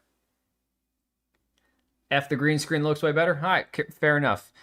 Although there's not really anything like exciting behind me. So this pile over here, this stack is actually the foam squares that I have on my wall here. I'm going to put some upstairs for my kid's computer so it doesn't echo when we talk on Discord and stuff. And then it's just my wife's odds and ends stuff. Like I said, there's crap on the kitchen pass-through counter thing over here, up here. And then I was thinking maybe we could put something nice looking here. This actually has LED lights. The kitchen counter or kitchen cabinets have LED lights that are built into the bottom that light up. But then it makes it really bright in here, and then you can see if there's anything on the floor. So, I don't know. Any messed up topics? Oh God, please no more messed up topics. No, there's not a hole in it though, Oblivion. I'm not saying that there's a hole in the green screen. It's just it's like if I move. So for example, I was noticing the left side of the screen up from the top and to about right here was fine. But then like on this side over here, there was a blob that would kind of like fade in and out if I turned it all and the lighting would change just like the slightest amount. It would just kind of get all green and speckly again. It was the weirdest thing. The fact that Sony is not advertising record sales tells me they underperformed their expectations. Oh, it's an authentic look, just like me, no homo. Hey, I used to actually try to dress up when I stream. Now, not dress up like a hat and tie and whatever, like that gay shit. No. But I would just like put, like every night I'd have like a flannel, and then I had you guys want to see something terrifying? When I was more worried about my eyes because I was streaming late at night and sometimes till like 1, 2 o'clock in the morning playing stupid games like Minecraft and shit. And I was worried about my eyesight. Although I've got perfect vision, but it was more about like damaging my eyes long term. I bought some of these blue light glasses on Amazon, right? And so, mind you, I didn't have a beard at the time. Yeah, I was in between facial, hair and all that. And my hair has always been short because I don't have much hair left. The whole male pattern baldness thing is no joke. But then I'd have these blue light glasses I would wear when I'd stream. Mind you, I'm already very, very pale. And sometimes, look more malnourished than others depending on how I'm feeling and how much I've worked out lately. But then I'd have these suckers on, right? Now, I know it's kind of glary, it's hard to see. But, yeah. Did I look like Zoolander? You tell me, man. I don't know. Now, granted, these are like $20 blue light glasses off Amazon. They weren't some like name brand shit like we see sponsored on like big, YouTube channels and whatnot. But no, that was a phase. After a while, I'm like, I don't think these are actually helping my eyes at all. Went from an imam to a rabbi. Oh shit, is that a step up or a step down? I don't know if that's better or worse. I don't know if they help. I have no idea. I have no clue. I haven't worn them in probably 2 or 3 years. Like, I'm cleaning off some serious layers of dust on them, man. Nerdrotic. Oh shit. No, Nerdrotic, his lenses, see, these lenses are fairly thin. They're just like these thin lenses that are, you know, for blue light and stuff, just to block radiation or whatever, ultraviolet light, I guess. But, radiation. But, Timu Gary from Nerdrotic, oh shit. Now, Gary's glasses, I swear to God, he's got to be like 90% blind. The thickness of his lenses, my wife's lenses are pretty thick. She's got pretty bad vision. Gary's are horrible. Look like Gilbert from Revenge of the Nerds. Dude, I could go back and... No, I guess not. Twitch doesn't save your streams that far back. I think Twitch gets rid of your VODs after 90 days. And this would have been going back like 4 years or something, I think. Me, clean shaven, short hair, flannel shirt, glasses. Oh, yeah. Gary has Coke bottles for lenses, pretty much. Oh, yeah, no, cool guy, but blind as a bat. All right, so let's go back to what we were talking about here. Ghost Yotei actual sales data is starting to emerge, and it's looking very good. Looks like some good people. No, some people had bad info on the sales being poor. Mind you, this is another, as far as I know, PlayStation shill account or just shill account in general.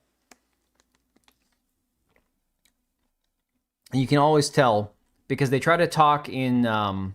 There was a big thing going on because Asmongold had called out that synth potato guy for his culture war takes, and then the guy wants to claim he doesn't get into culture shit. And the guy gets into culture shit all the time, but what he does is he does these subtle little jabs. Oh, I guess the go woke, go broke didn't actually pan out this time, right? And then all the people in his replies are all these like blue-haired leftists and shit. And you go, dude, you can try to pretend that you don't culture war like bait, but you really do. You're just one of these, oh, I'm a centrist, I don't really have an opinion, but they lean one way or the other. Nobody's a true centrist. Like, that doesn't exist.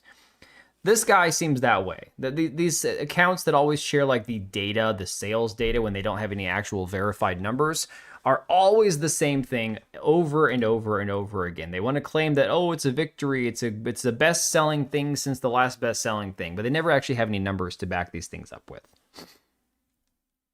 If I shave, I'm getting carded for boost. Dude, one thing I will say is I never get carded. Never get carded anywhere. It is the craziest thing.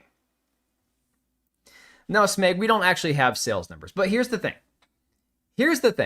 We are going to watch the Smash JT Colin Moriarty conversation, the debate, because I have not seen any of it. I haven't even watched the clips where it got really heated between the two of them when they were talking about the actual numbers, right? Oh, this is funny. I saw this and saved it. The ending of Ghost of Yotei is the same as Last of Us 2, two lesbians raising a kid together. People are like, okay, they're not gay. There's no innuendo that they're a lesbian couple. I don't know.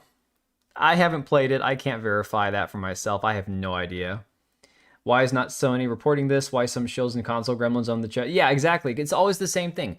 No numbers released by Sony. No numbers released by Sucker Punch. No big claim of, hey, we sold 3 million copies in the first... Look, there are games that came out this year that sold 3 million copies in the first 3 days, first week, first 2 weeks, and they always released the numbers. They always did.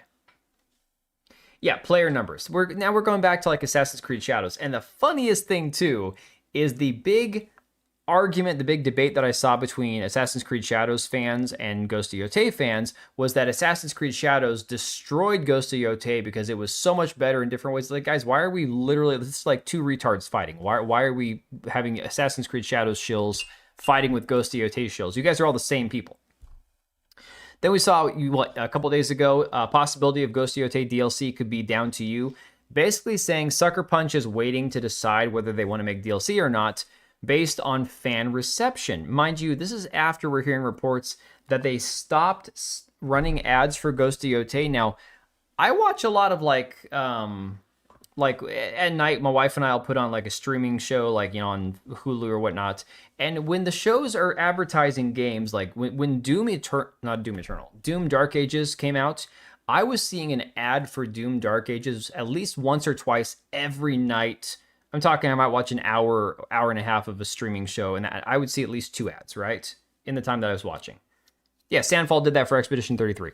I have never in my life, not between watching all the baseball playoffs that, Mariners sucked ass and lost in, not between watching on Hulu or Netflix or anything else that I watch, I have not seen a single ad for Ghost of Yotei. Not a single moment.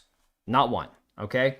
No real advertising like promotional stuff online. No ads for it in between like Twitter posts. Nothing. I'm not seeing any advertising for it. So that feels legit that they actually rolled back the ad spending, that they didn't try to keep running ads. So clearly something is going on where this game is not being promoted by Sucker Punch. First one made me cringe at times, but it was tolerable. We're talking about Ghost of Tsushima. So here's the thing, Remy. If that's what we're talking about, I actually, I personally wish I had never bought the game. I played it for like 4 hours, right? But after finding out about the lead actor being a complete lunatic, I don't know how many of you guys even know this. Give me a second, because this is important context. Before we're going to keep talking about Ghost of Yotei and everything else, this is important to make sure everyone actually understands something. Ghost of Tsushima was made by the same people, Sucker Punch Studios. Daisuke Suje, the actor who plays Jin Sakai, is a lunatic, okay? So the idea that... Hang on a second, let me see. I'll probably find it better in a different way here. Hang on.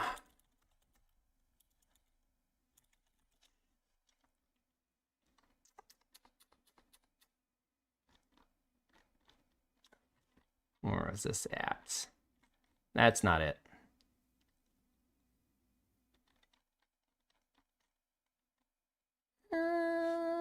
Okay, come on. This is the hard part of being disconnected for so many months, is I can't find the shit that I used to be able to find right away.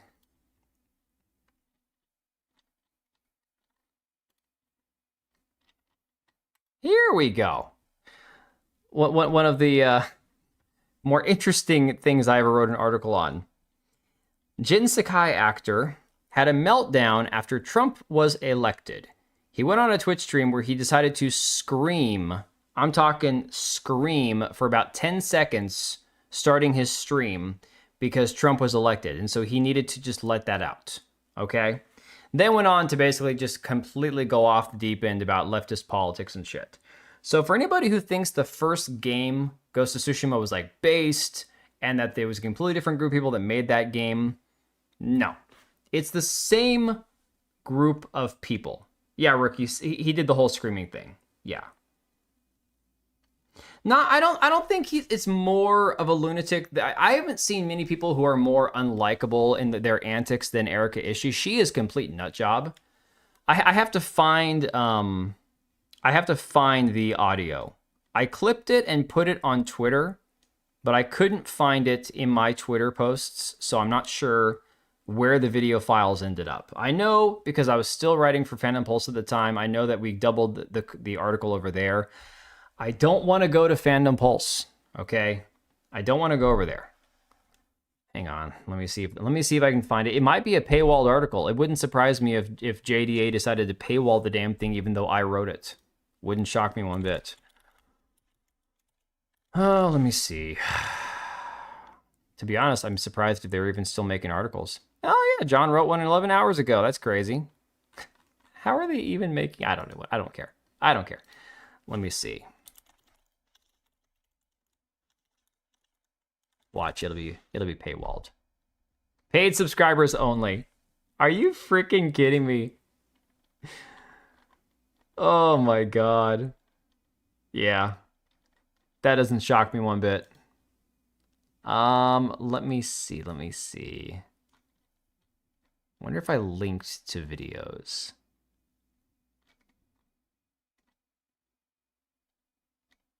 Because the problem was I couldn't embed them on my website. I don't know why it won't let me do that. It could just be that I don't know how to use Shopify properly when it comes to like the blog posts. Let me go back and see if I can find them. Hang on.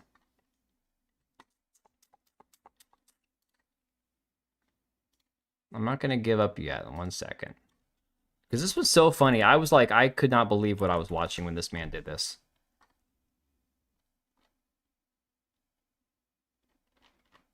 Dude, I didn't actually upload the videos.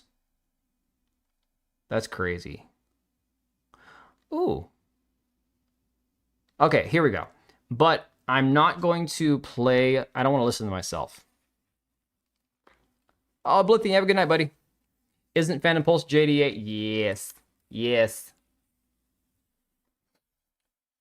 If I want to hear a nation scream, there's much better videos out there. Oh my god. Dude. Okay. So, let me see here. I'm going to go ahead and mute that. Look at the audio quality, guys. That is shit. Okay, 720. That's better.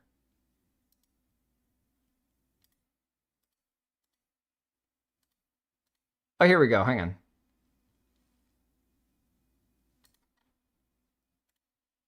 Oh, we're still here. I'm still alive. You're still alive.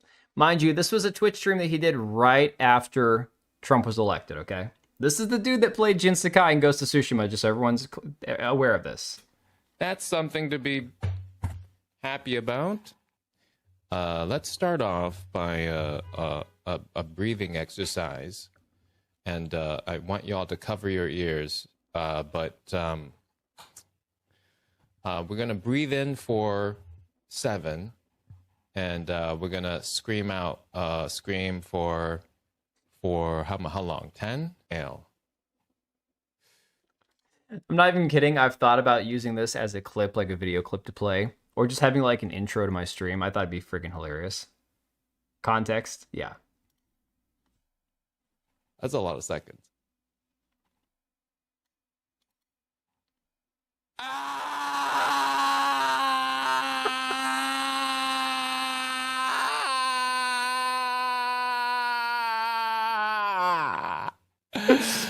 Oh my god. That wasn't as loud as I could have been. So if you're asking why we are screaming, have you been paying attention to the news at all? But yeah, the last Tuesday was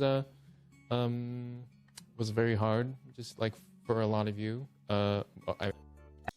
Yeah, so he goes on. There's like other things where he talks about. Hang on, what is this one here?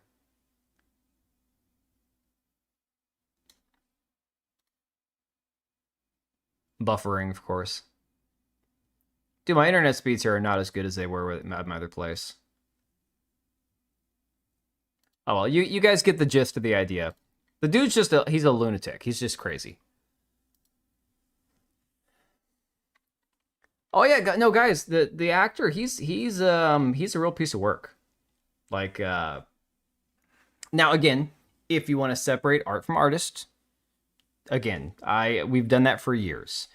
I say where it crosses the line is when you get into people who actively hate you and espouse for you to be like non-existing on this planet anymore. That's again, Tsushima is low-key woke, not because the actor himself, maybe he had some effect on it.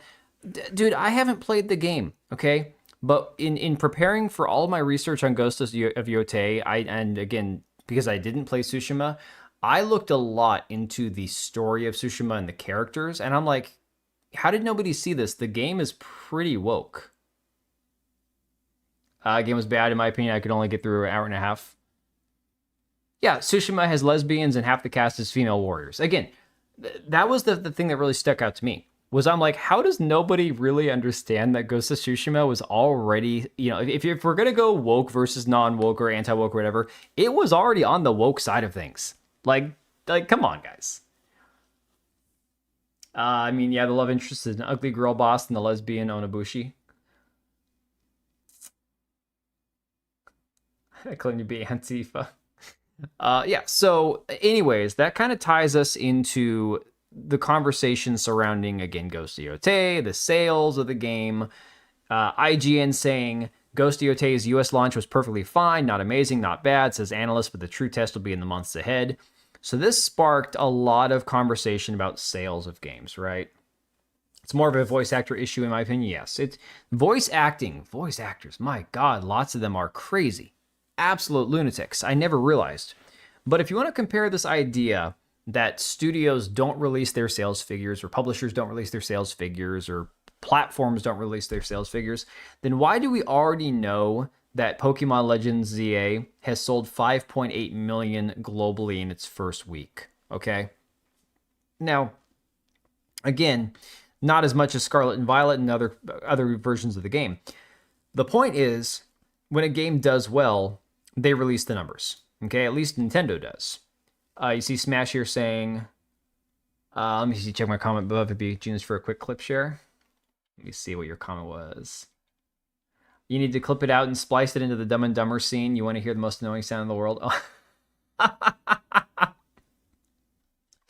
Oh my God, you're not wrong there, man. Holy crap, that'd be pretty funny. One of the devs said Republicans shouldn't buy the game, so I didn't. Right, and again, you could... I've said before, I'll say it again, I got called a fascist for this. I don't want to give money to people who want me dead. And for that, I was called a fascist, okay? I'm like, you guys don't really understand what that word means, do you?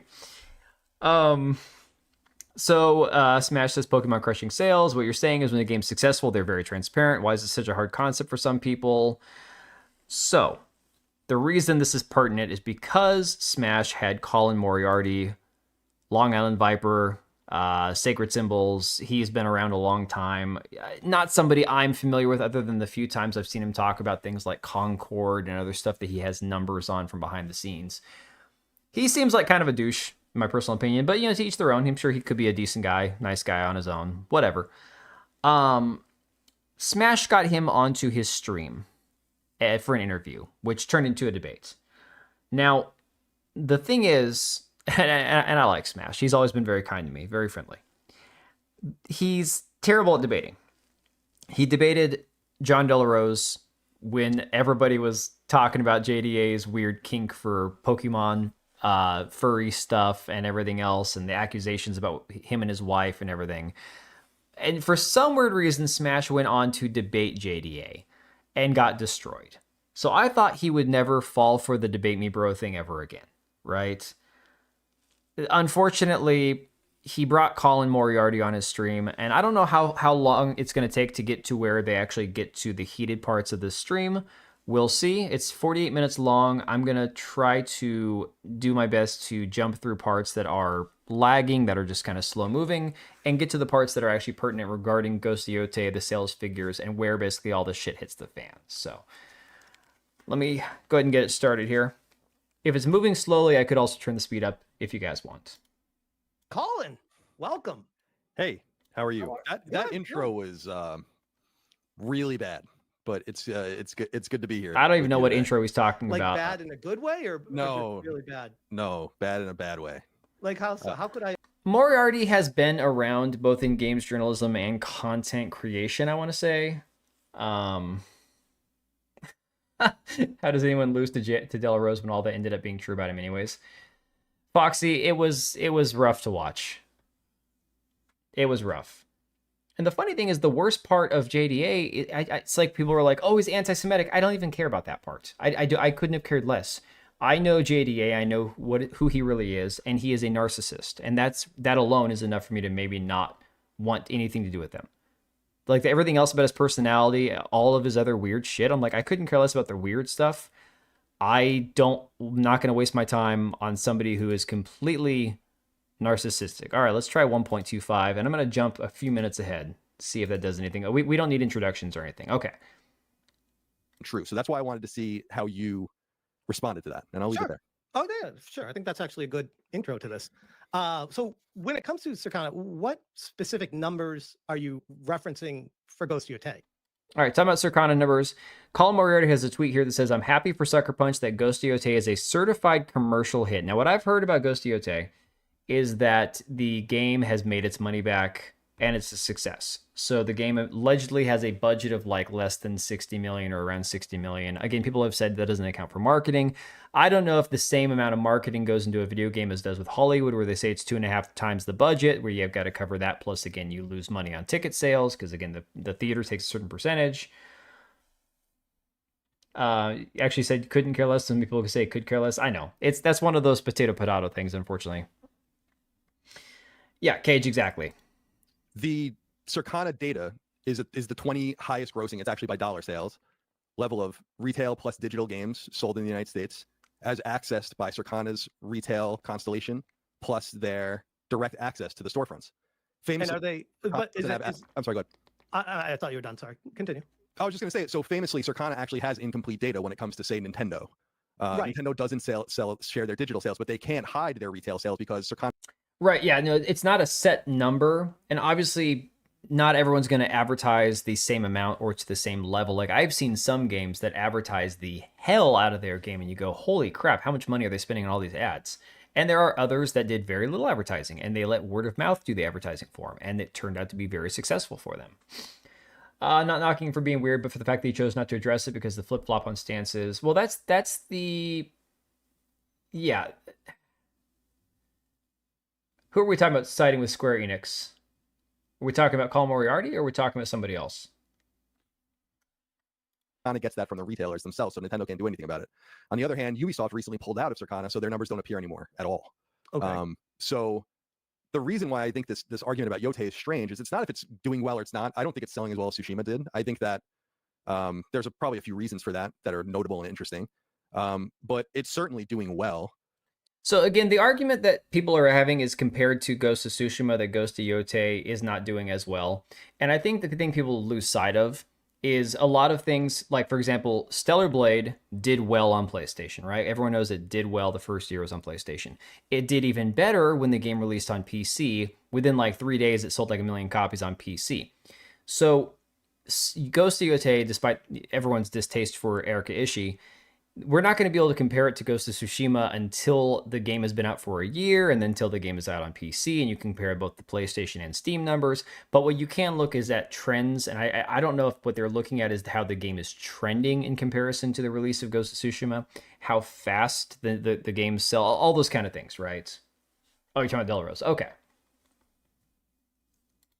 18th in the United States after 3 days on one console is objectively impressive. It's not January or February. We're talking about August numbers. So now we have a stack of games from Monster Hunter Wild and all the EA sports games to other things. Let me actually ask you about that, because I was thinking about that before the stream. 18th after 3 days, I guess on the surface does sound pretty impressive.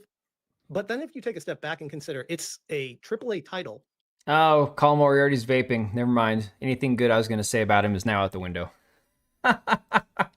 And how many AAA titles launch every year? And we're now towards the end of the year, so there's been a lot of time that's passed. Would you say 20, 30 AAA titles a year come out or so? Yeah, I think it probably depends on how you even define that number. It's probably more than that, actually. Like if you consider games that will never chart but are pretty good, and certainly AAA, like a Chronos or a Hell is Us or something like that. Correct. We can't compare the trend if we don't know what the numbers are. You guys are correct about that. That's my point about, if we're assuming the numbers, this is all based on assumptions. I think the number that people are throwing out there, like a week ago, I saw that Ghost of Yotei was like 1.6 million sales, and then people are saying, well, it's going to be estimated like 2.5. What is the actual sales versus what we're assuming, and then where are the trends matching up with Ghost of Tsushima? Because a follow-up to a very successful game, and it's Ghost of Tsushima, unfortunately, because I bought a copy of it, did very well on PC after it released on Steam as well, Okay. You could probably get to something more like 50, but even if you want to call those AA games or whatever, the point is that the numbers are, or the charts are organized by dollar sales. Oh no, I didn't block your comment about couldn't care less. You're right about that, dude. But they don't share them because that's the product that they're selling. We have to remember that. I don't really. I want to take you to task on that. I don't buy that. But it's true. I've seen the numbers. I had a I think we disagree on that point right there. I don't think it's the product they're selling. I think it's their withholding to maintain good graces with these companies, because otherwise the companies are not going to continue to provide them the numbers if they don't make them look as good as possible. Would you agree with that? No, because when you, and I can understand why people might think that, but the real value in the data. So think about like the number or the charts that they send out every month as like the hors d'oeuvre. And it's like, if you want more than that, that's at the table. It costs thousands of dollars to join Circana. As I said to you, on Twitter, and I can expand on it, is like when I was at IGN many years ago and was still NPD group, we had a Circana. It was an NPD subscription at the time. It cost 6 figures, and you're contractually obligated to not share the numbers. In fact, they would be so protective about the numbers that they would often give different people different numbers to try to track leaks. Now, Why would I'm already lost at this point, so I guess it's a good thing I don't debate people. Why would companies opt in to pay Circana to track their sales? Are they talking about like companies paying Circana to do their sales analysis, or are they paying Circana not to release the sales analysis, like the sales numbers? This isn't making any sense to me at all. Why is that? My assumption, I don't really know. My assumption is that it's probably something to do with like, if we have everyone buying in and sharing numbers and being honest and equitable, then we should probably universally protect the numbers from being publicly exposed, because it's really a part of a data set that can be, as it is happening now, I think with Yotei, somewhat misrepresented. I think it's a big... It doesn't cost that much to go to their website. Are we talking Circana's website? What is their website? Let me see here. Circana.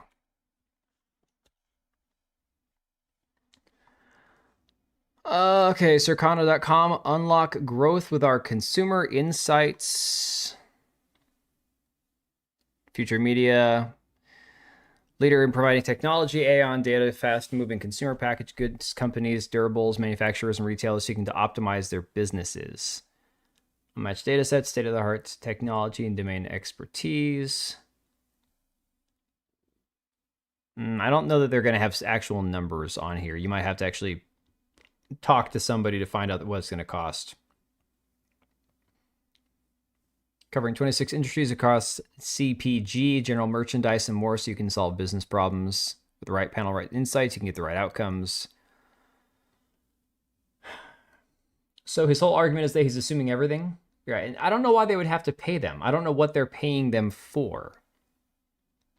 Like, is it just an analytics company? Like, I don't understand what Circana, other than Circana has these numbers and they say the numbers are good. Like, so you pay somebody to track your sales data for you, but then they're not allowed to share the sales data? That doesn't make any sense to me. Big reason why Ubisoft left Circana is because Assassin's Creed Shadows and Star Wars Outlaws were widely attacked for their sales figures. But Assassin's Creed Shadows, so in July was the last month that Assassin's Creed Shadows would have been posted on Circana, and at that point, it was the 3rd best-selling game in the United States for the year. So, and that's the big thing. Crap. And we're not. The point is that the numbers are, or the charts are organized. Third best. Are we talking third best on console, third best on PC, third best? Like what are we talking? Trending as the 3rd best-selling game at that point, 3rd most copies. Like what are they saying exactly?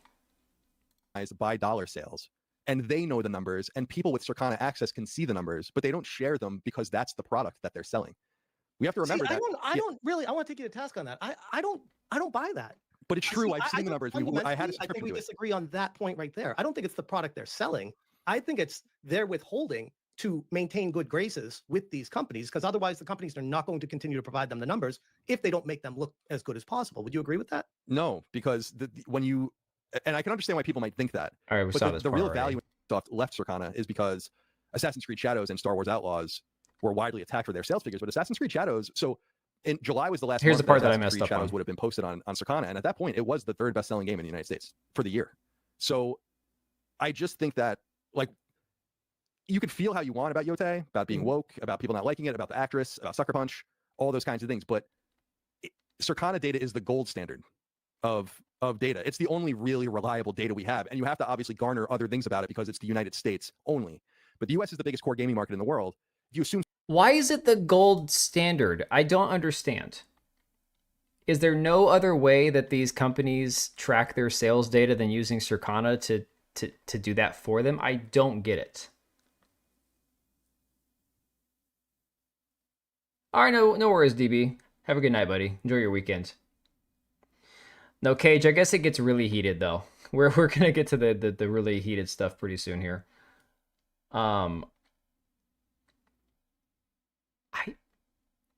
Circana, to me, I feel like is a company, if I don't know much about them, like, I don't understand the point of them existing.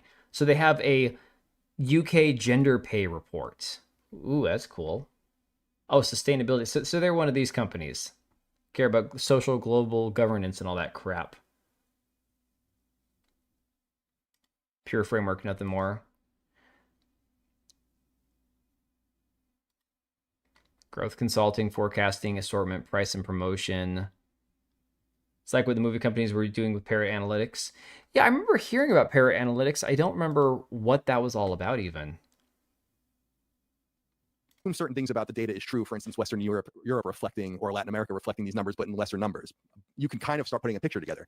That's why I'm a little surprised why people aren't super like. I think it's a fun puzzle. You're saying it's the gold standard, and I'm surprised that people aren't just going along with it. And I would push back saying, because there is, and I think you'd agree with this, there's a lot of trust me, bro, with it. Like, it's not hard numbers. It's hard numbers if you have access to the data. That's what I'm telling you. Like when I accessed the subscription, it was hard numbers. But because they don't give the full just one of many, right? to Exactly. those numbers, it leaves room to be able to psychologically manipulate how people should feel about something. Is that fair to say? I mean, maybe you can look at it like that, but I really think, I don't know how long you've been tracking like NPD numbers. The NPD numbers go all the way back to the mid 90s. So, and I mean, I'm not new to this world either. No, I'm not saying you are. I work at Sony. I've been in the game industry myself. I'm not some random dude that just turned on a camera one day. So this is not new to me either. And that's not. It's like buying a book, but it's meant to reflect known data, but they don't have it all. So how is it possible that these guys, you trust Circana because they say, oh, you know, we have the numbers and this is the third best selling game, whatever. Yeah, and they said Nintendo opted out too. It's based on internet discussion. The more talk, the better the show movie was doing, regardless of ticket sales and actual money made. So it's like trending data. It's not Oh, you're talking about Parrot Analytics. Okay, yeah. Trying to big time. Did you say you worked at Sony? Sony Online Entertainment. Oh, okay, cool. So you don't know that I would imagine SOE was incredibly attracted to the NPD numbers at the time, knowing that they were contributing to them. Not necessarily. It was more MMORPG, longevity stuff. They didn't really care about that when I was there, at least. Not that I noticed.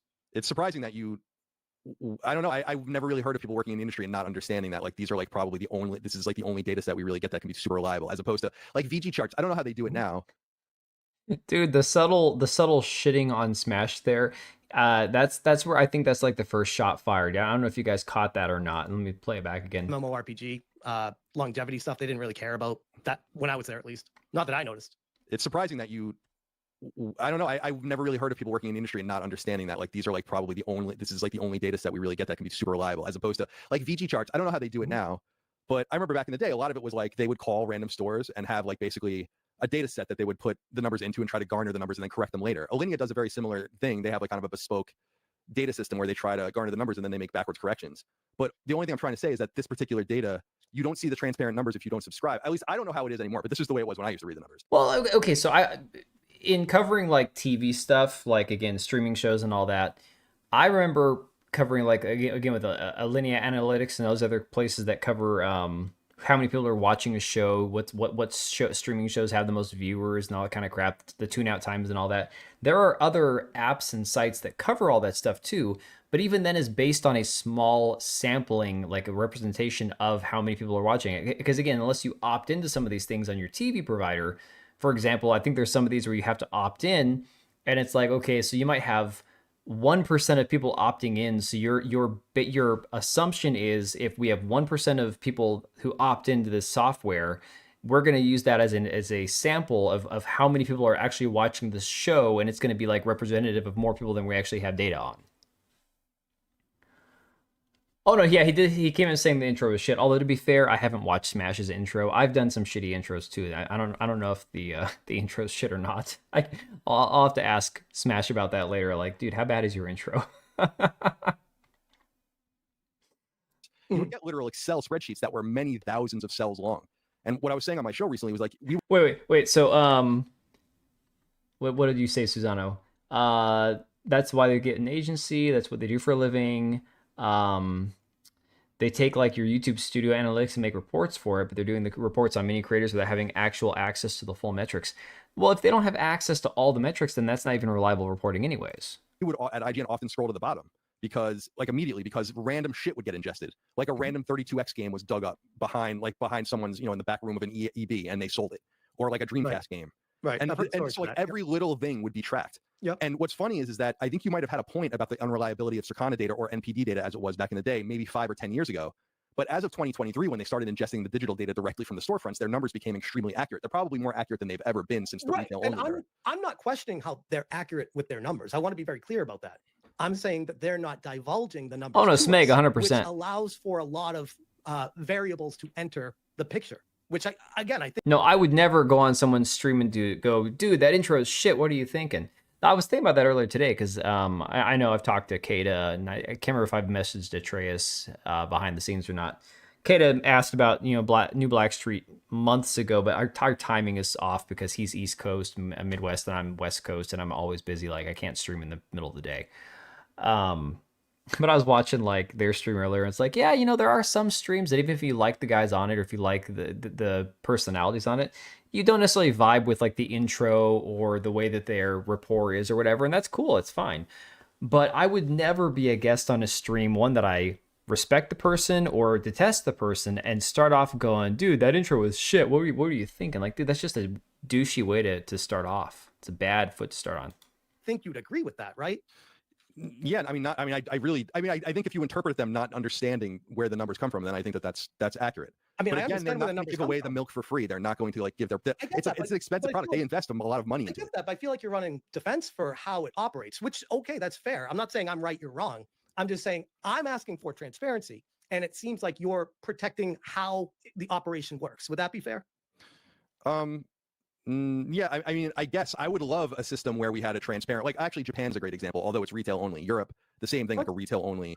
I'm glad you brought that up because that's where I was just going to take this.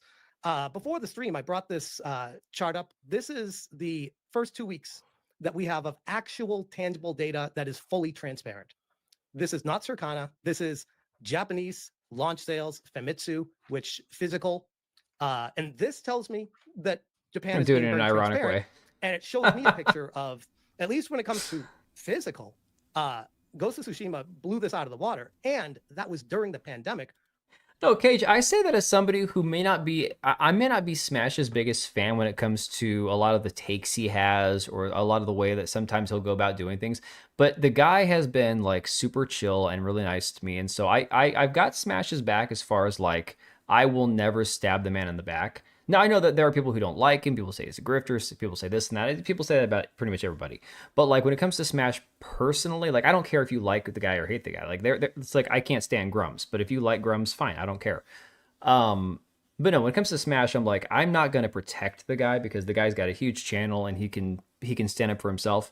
But I fully get it when people, sometimes when he says things that I'm like, oh, that's not going to age well, or you didn't do your fact, finding and stuff. It's like I said, his biggest mistake with debating JDA was not it wasn't any one thing he said in the debate. It was the fact that he never should have gone and done that debate in the first place. He just was not. There's no way you can debate a guy like JDA and come out looking like you actually won. There's just no way. Smash seems fine. Just don't want to listen to him. The funny thing was, I actually was put off by Smash the first time I ever came across one of his videos, and then I listened to more of his coverage back when he used to do more actual like coverage, and I got to where like it wasn't. There are some people that just get on your nerves that you can never get past, and he wasn't too bad. But I get it, and I don't. It's like if somebody was put off by my approach to things or the sound of my voice or whatever, I get it. That's cool. It's whatever. Where people aren't really leaving their houses. Nothing to make you hate the guy, yeah. Blown up at that point, not physical. Yeah, maybe not in that era. I mean, it wasn't until a few quarters ago that they really started selling an impressive amount of numbers in retail units physically anywhere in the world. The reason that the Famitsu numbers have always been interesting, but the reason that they're not very valuable is the same reason why the Circana data wasn't valuable in, say, 2017. So we do have the numbers, but they're not publishable because U.S. filings require them. My point here is that the reports don't match the actual numbers filed. U.S. only takes here, by the way. Right. Smash is kind of like Endymion, where all I like is his insider scoops. Yeah, but Remy, then Endymion screws those two up too. He was like, oh, I have a source that says that there's not going to be another Xbox console. And 2 days later, Xbox comes out and says, yeah, we're working on another console. It's like, you got to be careful with who your insider is. And before you run with that information that it's verified, It's like, come on. Smeg, I get that. And to be honest... If I was going to criticize Smash for any one thing, it'd be the fact that since the algorithm changed, he changed his approach to be where he would just clip his live streams into videos instead of making videos and articles from the get-go.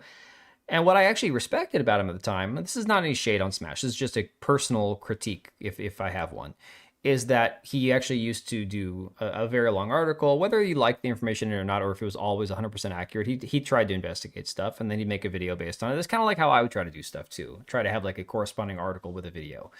And, you know, going away from that because it was not algorithmically favored, I guess kind of sucks, you know? So... Same Call Moriarty that created the gamer entitlement narrative because shilling for Mass Effect 3 is that important to him. Yeah, see, Captain Theus, I don't even know that much about Colin Moriarty. I have only been hearing the name for the past couple of years because he just wasn't somebody that was on my radar. Because it doesn't, or 2020, because it doesn't include the digital data. That's why people stopped citing it for a long time. They were in a lot of trouble, and then they actually figured it out. So now they have access to Steam, to PSN, Xbox Live. And as I said earlier, Nintendo's the only holdout. So we just have, the only thing we know about the Circana data in terms of the order it's presented is that the Nintendo numbers would always be stronger. That's it. Right. Which again, that kind of goes to my point of it. The information that we get from Circana is not necessarily accurate when you start giving places for what games sold where, if you're missing data from a segment of games. Yeah, that's why you have to. Well, I mean, it's okay to do, okay, here's a rumor, take it with a grain of salt. I mean, God, hey, Mario over on Twitch. It wouldn't, hell, Overlord DVD Doomcock, he wouldn't have a channel if not for being able to say, here's a big, juicy, fat rumor, take it with a grain of salt, but Kathleen Kennedy has been fired for the 100th time, you know? There's a difference between that and being like, look, this seems pretty legit, but, you know, I can't confirm it yet, and I still want to make a video on that. I have no problem with that. It's just, once in a while, there are people who run with rumors that they cannot verify and that should not be ran with, and that turned out to be a bunch of bullshit. And it's like, yeah, you just made yourself look like an ass. But the Twitter revenue pays, so there you go. Read the legend on the bottom of every graph where it says all that. I mean, that's it. But when people don't do that when they run with headlines and say it's the 18th best-selling game of the year. And yeah, with a series of caveats. It doesn't include expansions. It doesn't include microtransactions. It doesn't include all these other things. Yeah, I thought everyone knows that because it says at the bottom of every chart, doesn't include Nintendo digital sales. MLB The Show doesn't include Xbox digital sales. I'm not arguing with you on this. I'm just saying, like, it leaves room for manipulating what place the game really. You didn't get the notification on YouTube. That's all good. Yeah, Colin Moriarty's just kind of a dick, man. Wow. It's like, okay, but you know, yes, but it does. You have to be paying attention to the legend and the caveats. Here's the thing about that. Smash is absolutely right here. Headlines, articles, people that write for, again, Kotaku and The Verge and everything else, they, whether they're taking money explicitly, like, you know, hand over fist, like from these games companies to shill for them and all that, or whether it's more subtle, like if we want to get the scoop, we have to play ball. You know, everyone's heard that clip a million times, I'm sure. They're going to run with the most favorable numbers and the most favorable headline. And in the article, they'll then hide somewhere. Now, this is based on Circana data for games that were released within a window on a fall day with a 10% chance of rain with a 5. It's going to have all these variables that play in later in the article, but the headline is what's going to grab everyone's attention, you know? It's called Sacred Symbols, and it's literally PlayStation buttons. I know. I get that. I've seen that before, yeah. Yes. Would you agree with that? No, I wouldn't agree with that. It's the numbers are ordered based on the data as they're saying it. If they were hiding that they weren't using the Nintendo numbers, then that would be a different story. But they're telling you what numbers are included and what weren't. For instance, when Ubisoft went away, they said that Ubisoft went away, so Assassin's Creed disappeared off the chart. It didn't go from number 3 to off the chart. It just disappeared because they weren't tracking the numbers anymore. Conversely, when they get new data, they go backwards and update it. So when Ubisoft inevitably comes back, probably after everything settles down with their new publishing arrangements, they'll go back and correct the numbers again, and then we'll see how all these games sold. That's what happened with the digital sales. They went from 2010 to 2023 and updated all the charts once they had access to the old digital sales. And changed the place of where things were, right? Right, to make them more accurate. Right. Instead of saying like these are physical charts, now it's like these are complete charts. And that's the big thing that goes back to my whole point of like why I feel like Circana is not something that we should be championing as, oh, look, it is doing great. Because it's like, well, is it though? Like just because a bunch of caveats, all these other things, and to portray it the best way with words that are used to put the image into focus the most perfect way you can, say, because of all these things we said, the game is a success. It's like, well, I mean, I guess you could do that with a lot of things. Is that fair to say? Yeah, that's fair to say, but I also think that that's like other people's positioning. Sony hasn't said anything about the game, which is not a huge surprise because they don't say anything about anything. Does that concern you? Like, not really. They didn't. So if Sony hasn't said anything about the game, and he admits that there's a lot of manipulation that takes place, this conversation could have ended. Like, honestly, I get it. content, and Smash had this guy on, and they're both big channels, and so you don't just cut a guest short and be like, okay, our conversation's over after 15 minutes. It's Clash Echo Chambers. It's funny, but in the end, who cares? We will all know sooner or later, but you have to chase that YouTube algorithm. Right. I mean, it's crazy, but it's like, yeah, this is...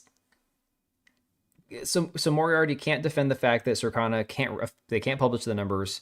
The numbers are conjecture at best, and they'll update them later on and correct them if there's corrections that need to be made. And they're not indicative of actual sales, and Sony has the first option to release the sales numbers if they choose to, and they're not choosing to, which can lead you to the belief that maybe they're trying to make this seem better than it really is. I mean... Didn't say anything about Helldivers numbers for 3 months. But they did say something about Tsushima fairly quickly after it launched. Right. 5 years ago. I don't Their know, whole Tekla. strategy is different They now. should have Everyone just knows had a that because they don't 15-minute talk conversation. anymore. So I'm not saying it's right or wrong, but like I'm not surprised by that. Helldivers was the biggest best-selling new IP that they ever made, and they didn't say anything about it for 3 months. So it's and I think that so they didn't announce numbers, I think, until 12 million units. I'm not saying Tsushima or Yotei is never going to reach 12 million units probably. But I don't think it's that far off of the historical. I went and looked actually for Tsushima's numbers. It's like after 3 days, 2.4 million. That's definitely ahead of where Yotei was. I would say Yotei was probably 1.5 million or something after, maybe 1.4 million after 3 days. And then they reported after 5 months. So 5 months later, so this is in November because the game came out in June, 5 million units. Yotei is about half off of that number now. Right. So this is what I was talking about, tracking the trend data, because that's going to tell you a lot more than initially how many sold at the very beginning versus how many people. Like, again, there are certain games that for whatever reason, because of word of mouth, because suddenly the game catches fire after a few months or whatever, people are like, oh my God, this is the greatest game. How have I never heard about this? And then people tell their friends about it, and then more people keep buying it, right? Well, Mari, I don't think the game is going to, if we're going to use terms like flop, I think the game will make its money back. I think it'll probably make a little bit of money. I don't think it'll long-term sell the same number of copies as Tsushima. I don't think it'll long-term have the success on PC that Tsushima did. I just don't see that happening. Helldivers is not a new IP, though. That's true. Helldivers 1 already existed. But then again, Ghost of Yotei is not a new IP because it's technically a sequel to Ghost of Tsushima. Also, and 5 months from its launch is going to allow it to absorb the Christmas season and all the rest. So they're probably going to be pretty stacked. Also, there were probably 20-something million more PS4s in the wild. The game was $10 cheaper. Yep. And that's why I was surprised you were... I'm not a Matt Piscatella fan. In fact, like, he doesn't like me at all. He's blocked me and like he doesn't talk to me. I'm just surprised that you... I'm surprised that you weren't... that you were so skeptical of what he was saying about these different things. Like, the numbers are not bad. I don't know what people expect out of this. Will Sucker Punch have layoffs and do all these things? I don't know, but it's not going to have to do with the performance of this game. They've made their money back. They're making profit on it already. So now every copy of the game sold is going to make them more profit. Whether they're happy with it or not is obviously going to be a different story. But the reason I wanted to come on and talk to you was just to kind of assure you that like there is no better set of numbers. If you don't trust these numbers, that's fine. That's an accusation that requires. Well, and Cage, another thing that I was thinking about too is the fact that, like, for example, I talked about how I bought Ghost of Tsushima on PC, but I bought it for like half price or like 40% off or whatever. So long term, those future sales that come in, sure, you can look at it and say, oh yeah, over the course of 3 years, we sold an additional 3 million copies of our game. But how many of those were bought on discount, on clearance, or on a sale, where then you again have less money coming in because you have to share that with, again, the platform. Like, for example, through Steam, you got to share that with Valve, right? So it gets really muddy. You can still claim that you sold that many more copies, but you sold them at a loss, essentially, depending on how much the game cost you. Yeah, Mari, I wish I hadn't bought the game at all, to be honest. I wish I had never bought it. Credible amounts of evidence, because it's like what everyone relies on. Like, all the publishers play nice on Circana because they're all also subscribing to Circana and getting everyone else's numbers. So it's just common sense. I just needed to throw that out there. There's really nothing else to say about it. We can talk about wokeness and all these other things. I don't care. But like, as far as this is concerned, like, that is the way it is. You can keep saying like they don't show the numbers over and over again. They haven't shown the numbers since 1995. Well, let me back it up a little. I mean, that's a loaded statement of a lot of things you said. Let me back it up to the point where you said, I don't know why you don't just believe Piscatella, like he's the gold standard and all these things. This is why I don't believe him. And I made this post earlier today. I don't know if you saw it or not, but I said Matt Piscatella fellas peddling Ghost of Yotei's great line was the very same dude that was pushing Star Wars Outlaws was a success line. The very same dude that peddled Assassin's Creed Shadows has been the best-selling video game line. Again, this is very important context I think that Smash is bringing up here, because the fact is Colin Moriarty did the exact same thing Jason Schreier did, and I don't know if Smash is going to bring it up in the video. I have it brought up afterwards. Not forget the very same dude pushing the classic were Dragon Age: The Veilguard's PC volume included, it would have placed higher on the best-selling titles chart. Correct, Cage, perhaps yes. as high as third overall. Community and he called feedback. that launch good. So, I mean, all of these turned out to be incorrect in the grand scheme. As far as, I mean, would you unless you'd argue that with me? No, I would argue with that with you. Our Assassin's Creed Shadows is one of the best-selling games of the year. Would you say that Ubisoft considers it a success? They said on their own financials that it's in line with their expectations, and they have a fiduciary obligation to be honest in those things. They won't once they go private. But I thought they said it fell short of expectations. No, I hadn't. That's not what they said. I mean, I mean, unless I misread the quote. It said it's in line with expectations. Okay. They never released. I mean, I thought they said Star Wars Outlaws was in line. I thought they said no. In fact, I would imagine Star Wars Outlaws really suffered because they have to pay licensing costs. Yeah, I think Smash is remembering it wrong there. Star Wars Outlaws did not meet expectations. I think Shadows, I don't remember the quote where they said it met their expectations, but I don't hang on every word that somebody at Ubisoft says.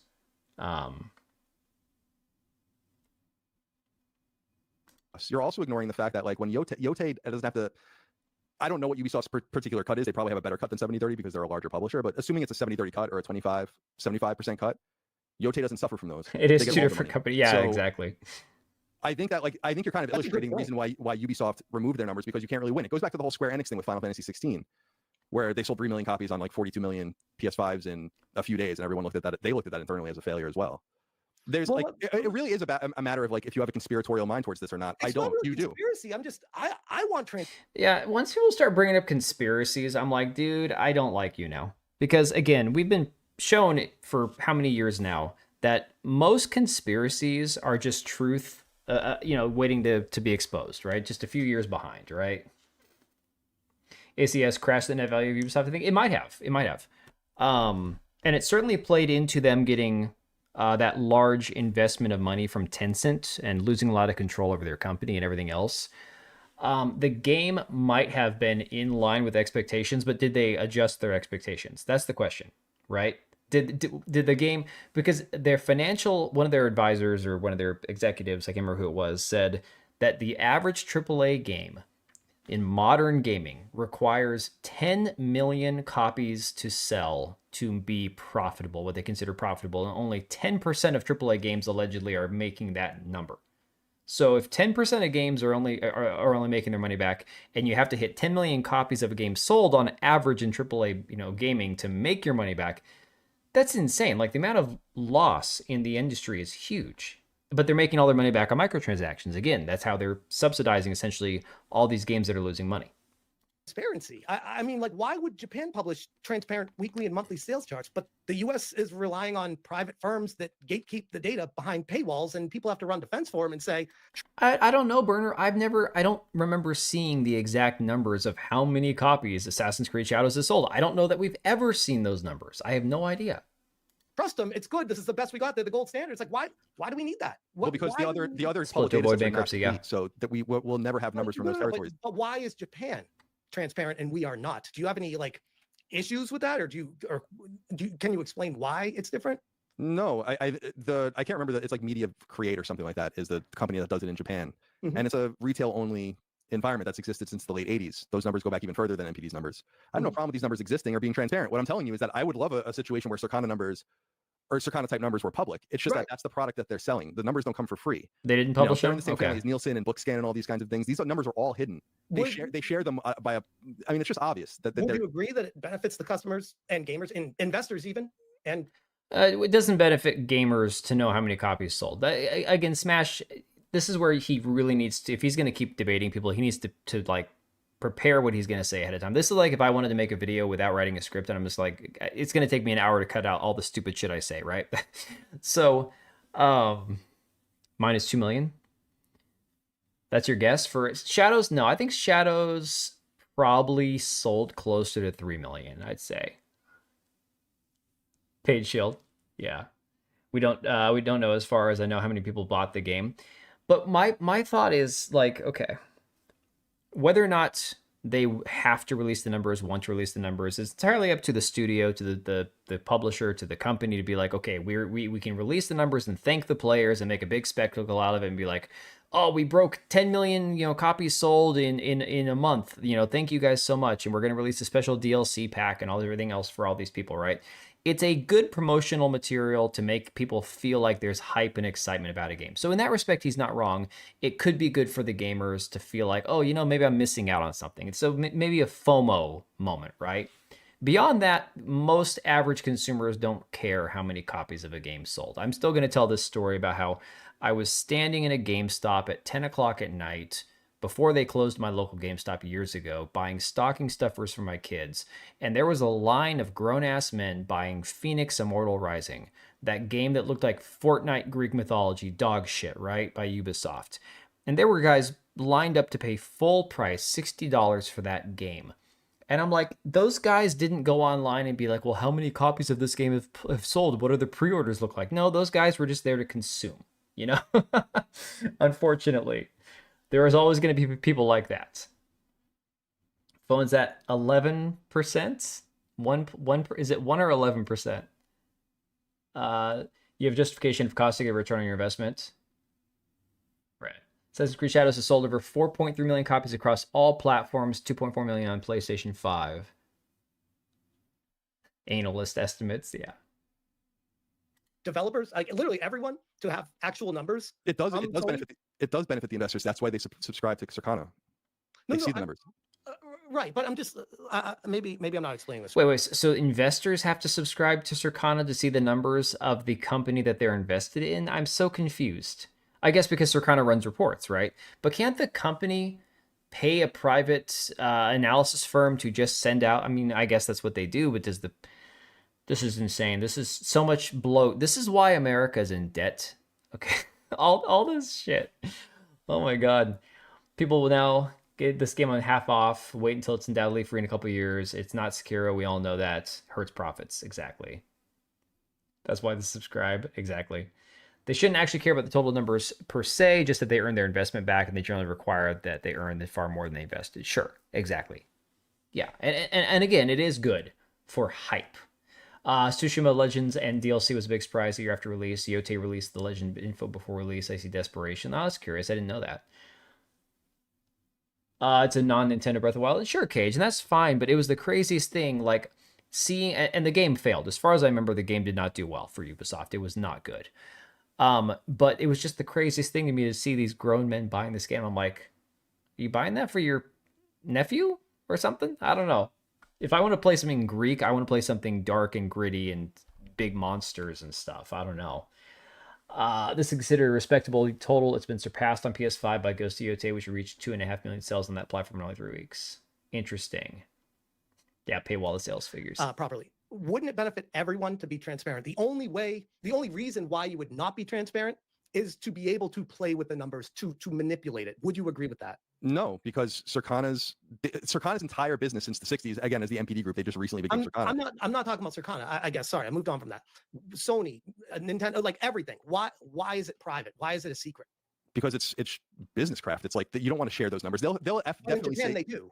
They will. Yotei numbers, I don't want to say I know for sure. I've seen a lot of people who weren't politically biased say the game was just kind of Helldivers too, because their strategy is different now. Do you think it's healthy for the industry when like people in the know, people that have access media or whatever have anonymous published data instead of official figures? Do you think that's a healthy industry to I don't think like situations like this, like what brings us together tonight, where we're debating something where it's like, well, if we just had the information, none of this would be a problem. I guess I just don't gauge the health of the industry based on the transparency of sales numbers. Like I don't. But I feel like that's what your whole argument is, though.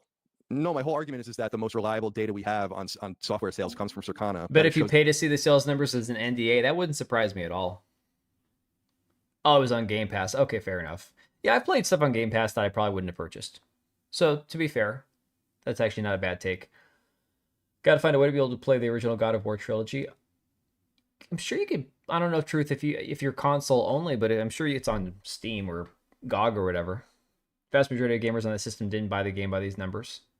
That Ghost of Yotei has done well, and that tells me that you don't care, though. You're like, I don't care about the sales numbers. I mean, I care about them academically, but I don't look at what you're asking me. Is it like a dark force around the industry? I'm saying no. I don't give a shit if we know the numbers or not. I care as an analyst, but it has no bearing on anything else. Most people don't give a shit about any of this. Okay. So no, I don't think so. The numbers are proprietary because you don't want to share all of your data with. I mean, Sony has long hidden their numbers. When the Vita was failing, they folded the numbers in the PSP and called them handhelds.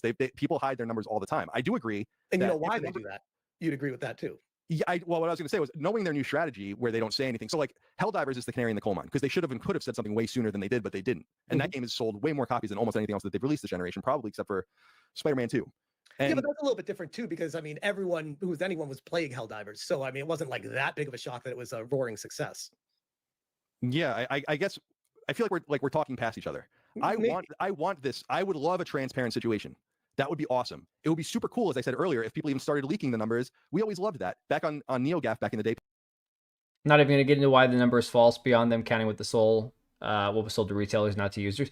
That's another thing I was wondering, Susano, because here's the thing.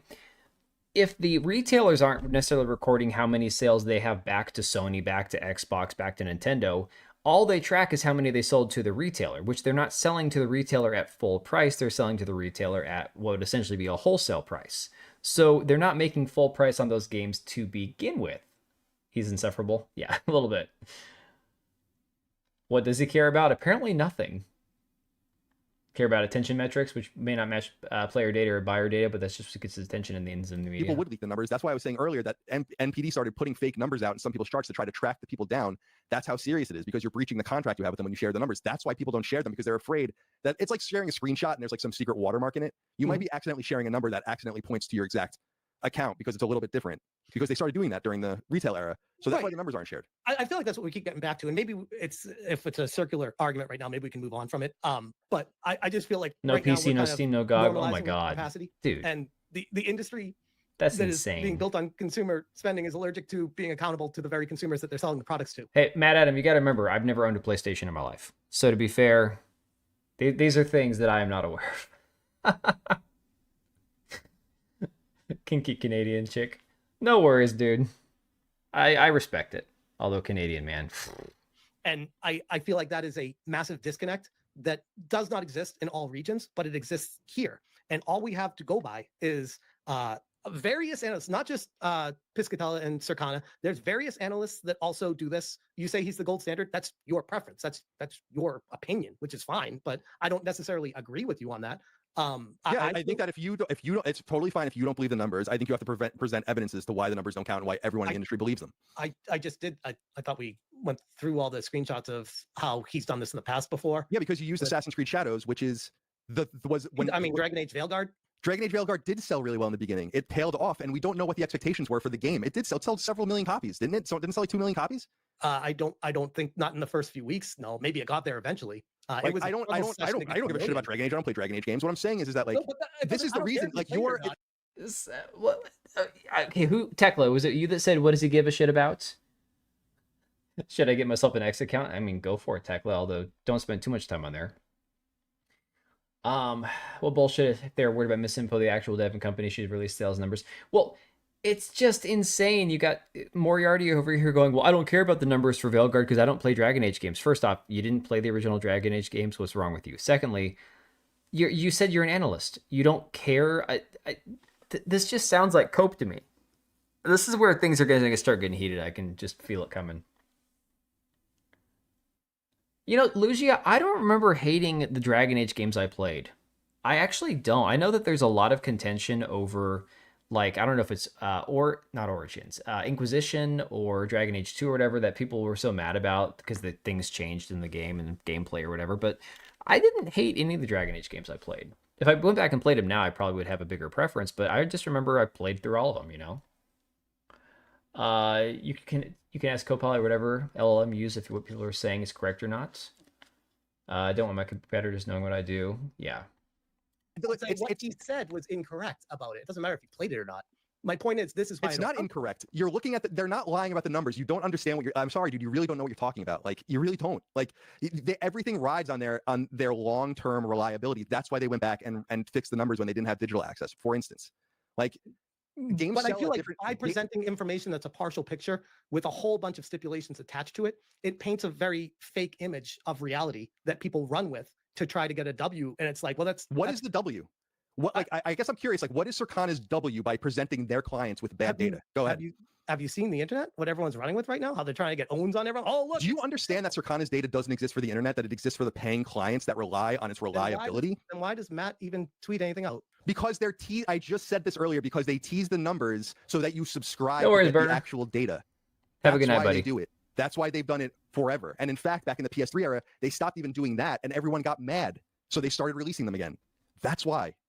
Like this is a frustrating conversation, because you say you worked at SOE. Like, how do you not understand this shit? It's like it's crazy to me. No offense. It's like, how do you not understand? I understand. I don't agree with it. Is my point. I feel like it needs to be more transparent, and I don't agree with the methods. I feel like it's very disingenuous. It paints a false image, and you're saying it's fine, bro. This is how it works. Maybe that's where the disconnect is. As I'm saying, that is how it works. You have to find someone that will. You have to find a new entity that can go to all the retailers and publishers and console manufacturers, get access to all their numbers, and then give them to you for free. That's what you're gonna have to find. In the meantime, there's a company that scrapes all that data and charges. He's not right to the industry calling them lies, as they're not treated that way, but he is right in terms of what the term lies means. Why do I have to subscribe to real data? Why not just give us real data? Here's the thing. I haven't watched enough of Colin Moriarty to know whether or not this is him defensive because he is trying to cover for somebody, or if he just doesn't like people who doesn't understand what he's saying. I have a hard time when I'm trying to explain things to people who like trying to teach someone to do something and they don't know what I'm telling them. Some people get frustrated really easy, really fast. But this just feels, I don't know. I'm not protecting. That's just the way it goes. That's the way it always been. There is no territory in the entire world that shows their numbers transparently. There's none. Japan and Europe show retail numbers. Right. And they're not transparent numbers. Most people buy their games digitally. Those numbers are widely useless. I mean, again, this is your opinion that you're stating as fact. You're saying most people buy it digitally. These are useless. One of your theses was on this in college, by the way. That's oh man. Your opinion. I'm saying this is a factual thing we're looking at here. Something that's not lied, not this is tangible. It's an actual graph showcasing sales in Japan. And oh, by the way, if you it shows retail sales in Japan. Right, sorry. Retail sales in Japan. Do you not understand that that's a huge caveat? That's a huge caveat. Yeah, huge. But they also sell for Tsushima digitally too. It's not just digital. Right. So you're showing retail. You're showing a decline in retail sales over the last 5 years. That's no. I guess we could show another chart showing other sales of other games that line up with Tsushima. But now we're kind of moving the goalposts. I thought a good argument was based off of the direct competition of its predecessor, because most sequels I think you've been in the industry long enough. Companies expect a sequel to far exceed and outperform the original. That's not necessarily true. I don't know where that comes from. Okay, that doesn't even make any sense. Does that really make any sense when you think about it? What are your guys' opinions on that? Does is there expectation a sequel is always going to outperform the original? I would assume that it would. Again, that's just layman's opinion. I would assume that the impression from a successful game, like, again, Ghost of Tsushima, Last of Us 1, Spider-Man, Marvel Spider-Man, then, of course, you've got, like, every God of War iteration, every Grand Theft Auto game, every Halo game, like everything that was built on a franchise where the next one's going to be the biggest thing, the best thing, right? Well, then why would you make a sequel, right?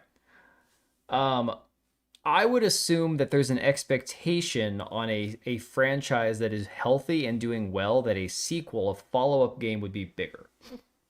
They almost always sell worse. It'll eventually turn to cover, but this is the angle that they're going for. I wonder, just humor me for a second. Now, I guess, Susano, the difference there would be that people go back and buy the original years after it came out if they're really curious about the franchise, and then maybe they don't buy the subsequent follow-up games. That could be it, too. Halo 2 sales. Halo 2 sold over 8 million copies, making it the best-selling game on the original Xbox, while Halo Combat Evolved sold 5 million. Both were massive successes, but Halo surpassed its predecessor. Okay, let's do Halo 2 versus Halo 3. Now, this is just Chat GPT, so there could be, again, caveats to that it's missing. Might not be counting, like, people playing on PC or whatnot. 3 sold significantly more than Halo 2. Huh. I mean, that's just the first franchise I thought to look up, but there's probably other ones. Not as good as Ghost of Tsushima any measure we have. Hey, Sam Jackson. There are exceptions, right? Has to be better than the original. Then why make a sequel in the first place? I mean, you've got the artistic creative side of creatives want to create. and there's studios that exist and people have to pay their bills. So combine the two things. I want to create a sequel to my game because I love what I do and I love being creative and I need to make money. So you can put those two things together. If you narrow it, you can look like the sequels do better. Assume that major standouts like Halo would. Right. Now, that's what I'm saying. It depends, I think, entirely on the health and the success of the franchise itself. But at least as many as the first one, I guess you could say. I think that it probably will sell close to the first one when all is said and done. 5 million after 5 months. Do you think that was what they set out for? Was their goal? Considering Nate Fox said the game cost the same amount of money or around the same amount of money that they developed the original one in, probably. They made $400 million on the original game. That one is very vague too, because they say they don't give actual information. So what does about the same even mean? 1 million away, 10 million more, 100? Like what is? Oh, it was almost. Or what was the quote? It was close to how much the original. So for example, here you go. Dragon Age Origins sold over 3.2 million copies in its first 3 months, while Dragon Age Veilguard reached 1.5 million players. Players, mind you, they don't say sales. Even ChatGPT says players in its first 2 months, a figure that EA deemed a miss of its expectations. Granted, that's the third installment in the franchise or whatever. I can't remember how many Dragon Age games there were. I think there was 3 before Veilguard. But that's like half of the original over the first 3 months. That's insane. Yeah, I think he said surprising. I think he said, I have it here in my notes. Very, very similar. Very similar. So assume it's even 1.5x more. That brings it to 90 million. I assume the marketing spend is another 0.5x more. Sony has made all of that money back plus another $50 or so million, and now every single game that they sell is pure profit. Correct. So if we're saying we'll say just for numbers use, we'll say it's 100 million for the budget. So you're saying right now that it's at 1.6 million they've sold. That's at 80 million. Tsushima 2019. We'll say another 900,000 or so to get to 40 million more, and that would be a 20 million profit in a year or so of selling this game. By the way, I want to be clear. I never said this game is not going to turn a profit. I just said it's going to fail when compared to Tsushima and what could have been. That's always been my argument. My theory about this is that you guys don't like the game because it has a female protagonist, and you don't like one of the chicks that worked at the studio that said really stupid shit. Nate Fox fired her. So I don't know what else you wanted him to do. And that you're actively rooting against it. Like you actively root against all these other games for amorphous reasons of it being quote unquote woke. You say, oh, here's where we're getting good. Okay. You don't like it because it's got a woman. I don't like it because it's got an angry, lesbian, feminist, ugly ass woman. So no, why would I really want to play that? Yeah, Remy, that's what I'm saying, dude. And it's like, love Smash, hate Smash. I don't hate Smash. I like the guy. He's, like I said, but he can't debate. And I think in the future, if he's going to have these, he's got to really like hunker down and get his data and stuff. And basically, here's what happens. I've noticed this when he's been in a debate situation for a couple times. He doesn't go in as the guy taking charge. Here's what I want you to believe. Here's what I need you to understand. And here's what I'm going to go with the details and the numbers and all that kind of stuff. He basically is the one that's like, oh, I'm just going to sit back and you're going to give me the numbers and I'm going to ask you, but why? And you're going to give me an answer. And I'm either going to not like the answer or I'm going to try to argue with the answer. He's not going at it from a position of authority, right? Stellar Blake exists, by the way. Yeah. Let's see here. Here we go. Mask off. Right. So Call Moriarty is just, okay, I'm fed up with you guys criticizing the game because it's got a woman in it. You guys, I can't speak for everyone. I can only speak for myself, which is all I'm going to do. She did get fired, yes. For me personally, this was the turning point for me. When I saw this, I'm like, yep, I'm out. That's me personally. And I think for a studio to even consider hiring an activist as their lead protagonist for a game, that is a very dangerous road to go down, because then you end up in a situation where there are potentially multiple people like me that see something like this and say, I don't want to support that. This person actively hates me and what I stand. Also, let me God, it's getting late. Let me also kind of deviate from this. Hang on a second. Let me see if I can find this article while he's talking about Erika Ishii. And all the people who said she had no impact on the character, voice actors don't have any impact on the character, blah, blah, blah. I read an actual article from somebody at Sucker Punch. Let me see. Where they said that they allowed a certain amount of improv, if you will, right? allowed a certain amount of her own personality to shine through in the character. So for all these people saying that you don't, I'll find it in a little bit here, that the voice actor has no impact on the character, voice actor has no impact on the game, on the story, and all that crap. Yeah, the freaking Sucker Punch came out and straight up said that she had an impact on the character, right? She was bragging about it the other day, yeah. Ghost of Yoshi.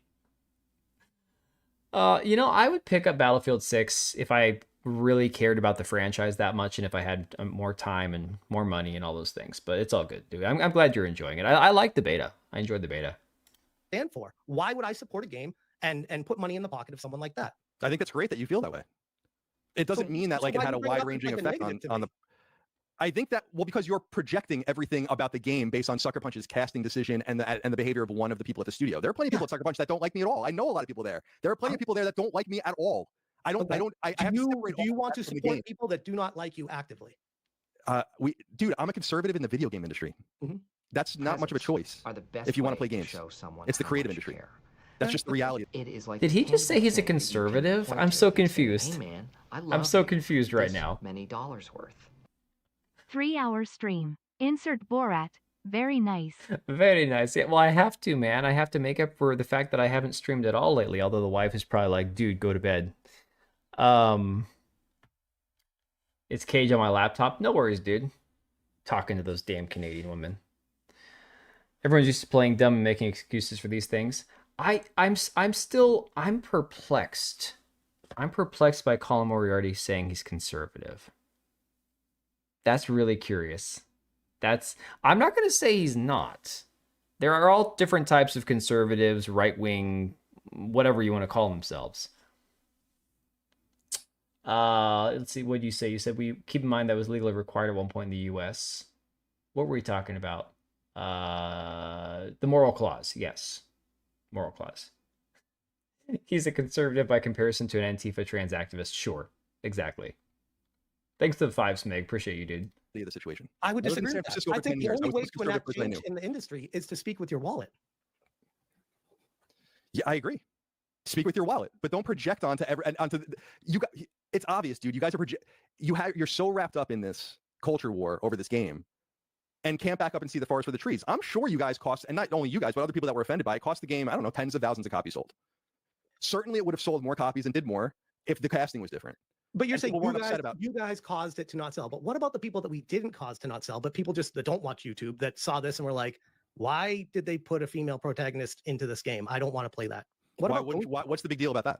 The game was based off of Jin Sakai, a story with a male lead protagonist in feudal Japan that people fell in love with.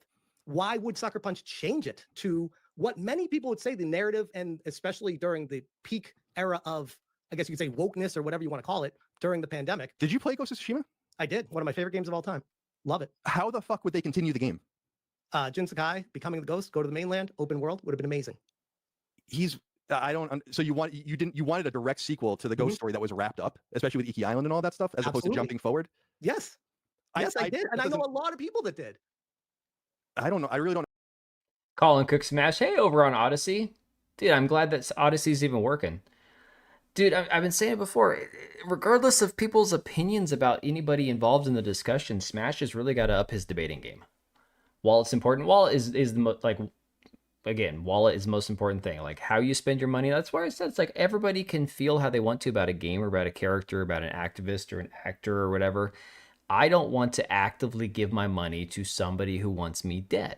So that's a pretty easy take for me. Rambo did it. Rambo did what? What are we talking about? Smash is wrapped up in the culture war. Colin's wrapped up in the pony war. You said, so you might hear they're informing me. I hear he's not earning what he wants. We talking about Moriarty? Oh no, I love the Rambo movies, man. I got nothing but love for the Rambo movies. Would have been nice to see Jin-san in Fukuoka. I'm sure I just butchered that. Mongolians reached up to there. Are the best These way movies to for show someone how much you care. It is like this tangible thing that you can point to and say, "Hey, man, Colin's a fence sitter. This many dollars worth." Why would we buy games with people involved that actively hate us, gamers, or straight up want us dead? That's what I'm saying, Smeg, and thanks, dude. Man, I appreciate the hell out of you, buddy. Mari, I don't financially support companies that support terrorist organizations. Sure, yeah, exactly. Why would we buy games with people involved that actively hate us?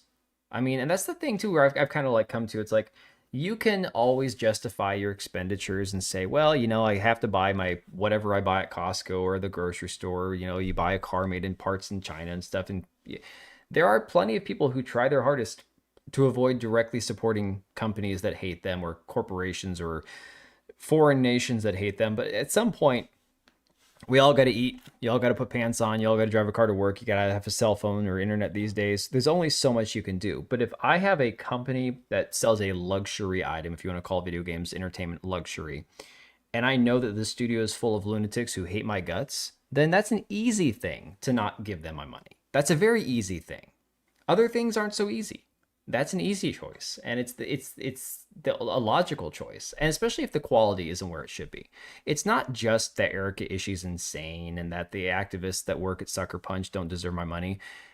The game itself, like I didn't love Ghost of Tsushima. I'm sure if I went back and played it more, I'd probably get more into it. But it's like I wasn't even interested in Ghost of Yotei in the first place. It wasn't one of these things on my radar that I absolutely had to pick up and buy. I wouldn't have bought Yotei. It just looks like Tsushima for that price. Yeah, it looks like just a reskin of the same game, you know? Rambo continued a story that was over. Oh, I got you. But, of course, Rambo was awesome. Hey, Hook. Good to see you, buddy. Yeah, too many I don't know how games the story these would days. continue from there. The story's over. He's wanted. No, I don't want to even. I don't even want to. Come in for writers write stories. They create the story. I could give you the same pushback saying I don't know how you'd write a story 100 years in the future throwing a chick in there. Like what kind of argument is that? Well, I want to go back to the chick thing. Like, what is the problem with it being a woman? Because it's a fantasy. It's not supposed to be historically accurate. Let's go back even further than that. Why did they need to put a girl into it? I don't know. I guess it was a creative decision. Okay. It's a fantasy. It's not historically accurate. Sure. If we're going to take that approach the same way with Assassin's Creed Shadows, not historically accurate, historically inspired, I guess you could say. I don't know. The thing is, I know that Ghost of Tsushima got a lot of praise from Japan for the care and love that the culture was treated with.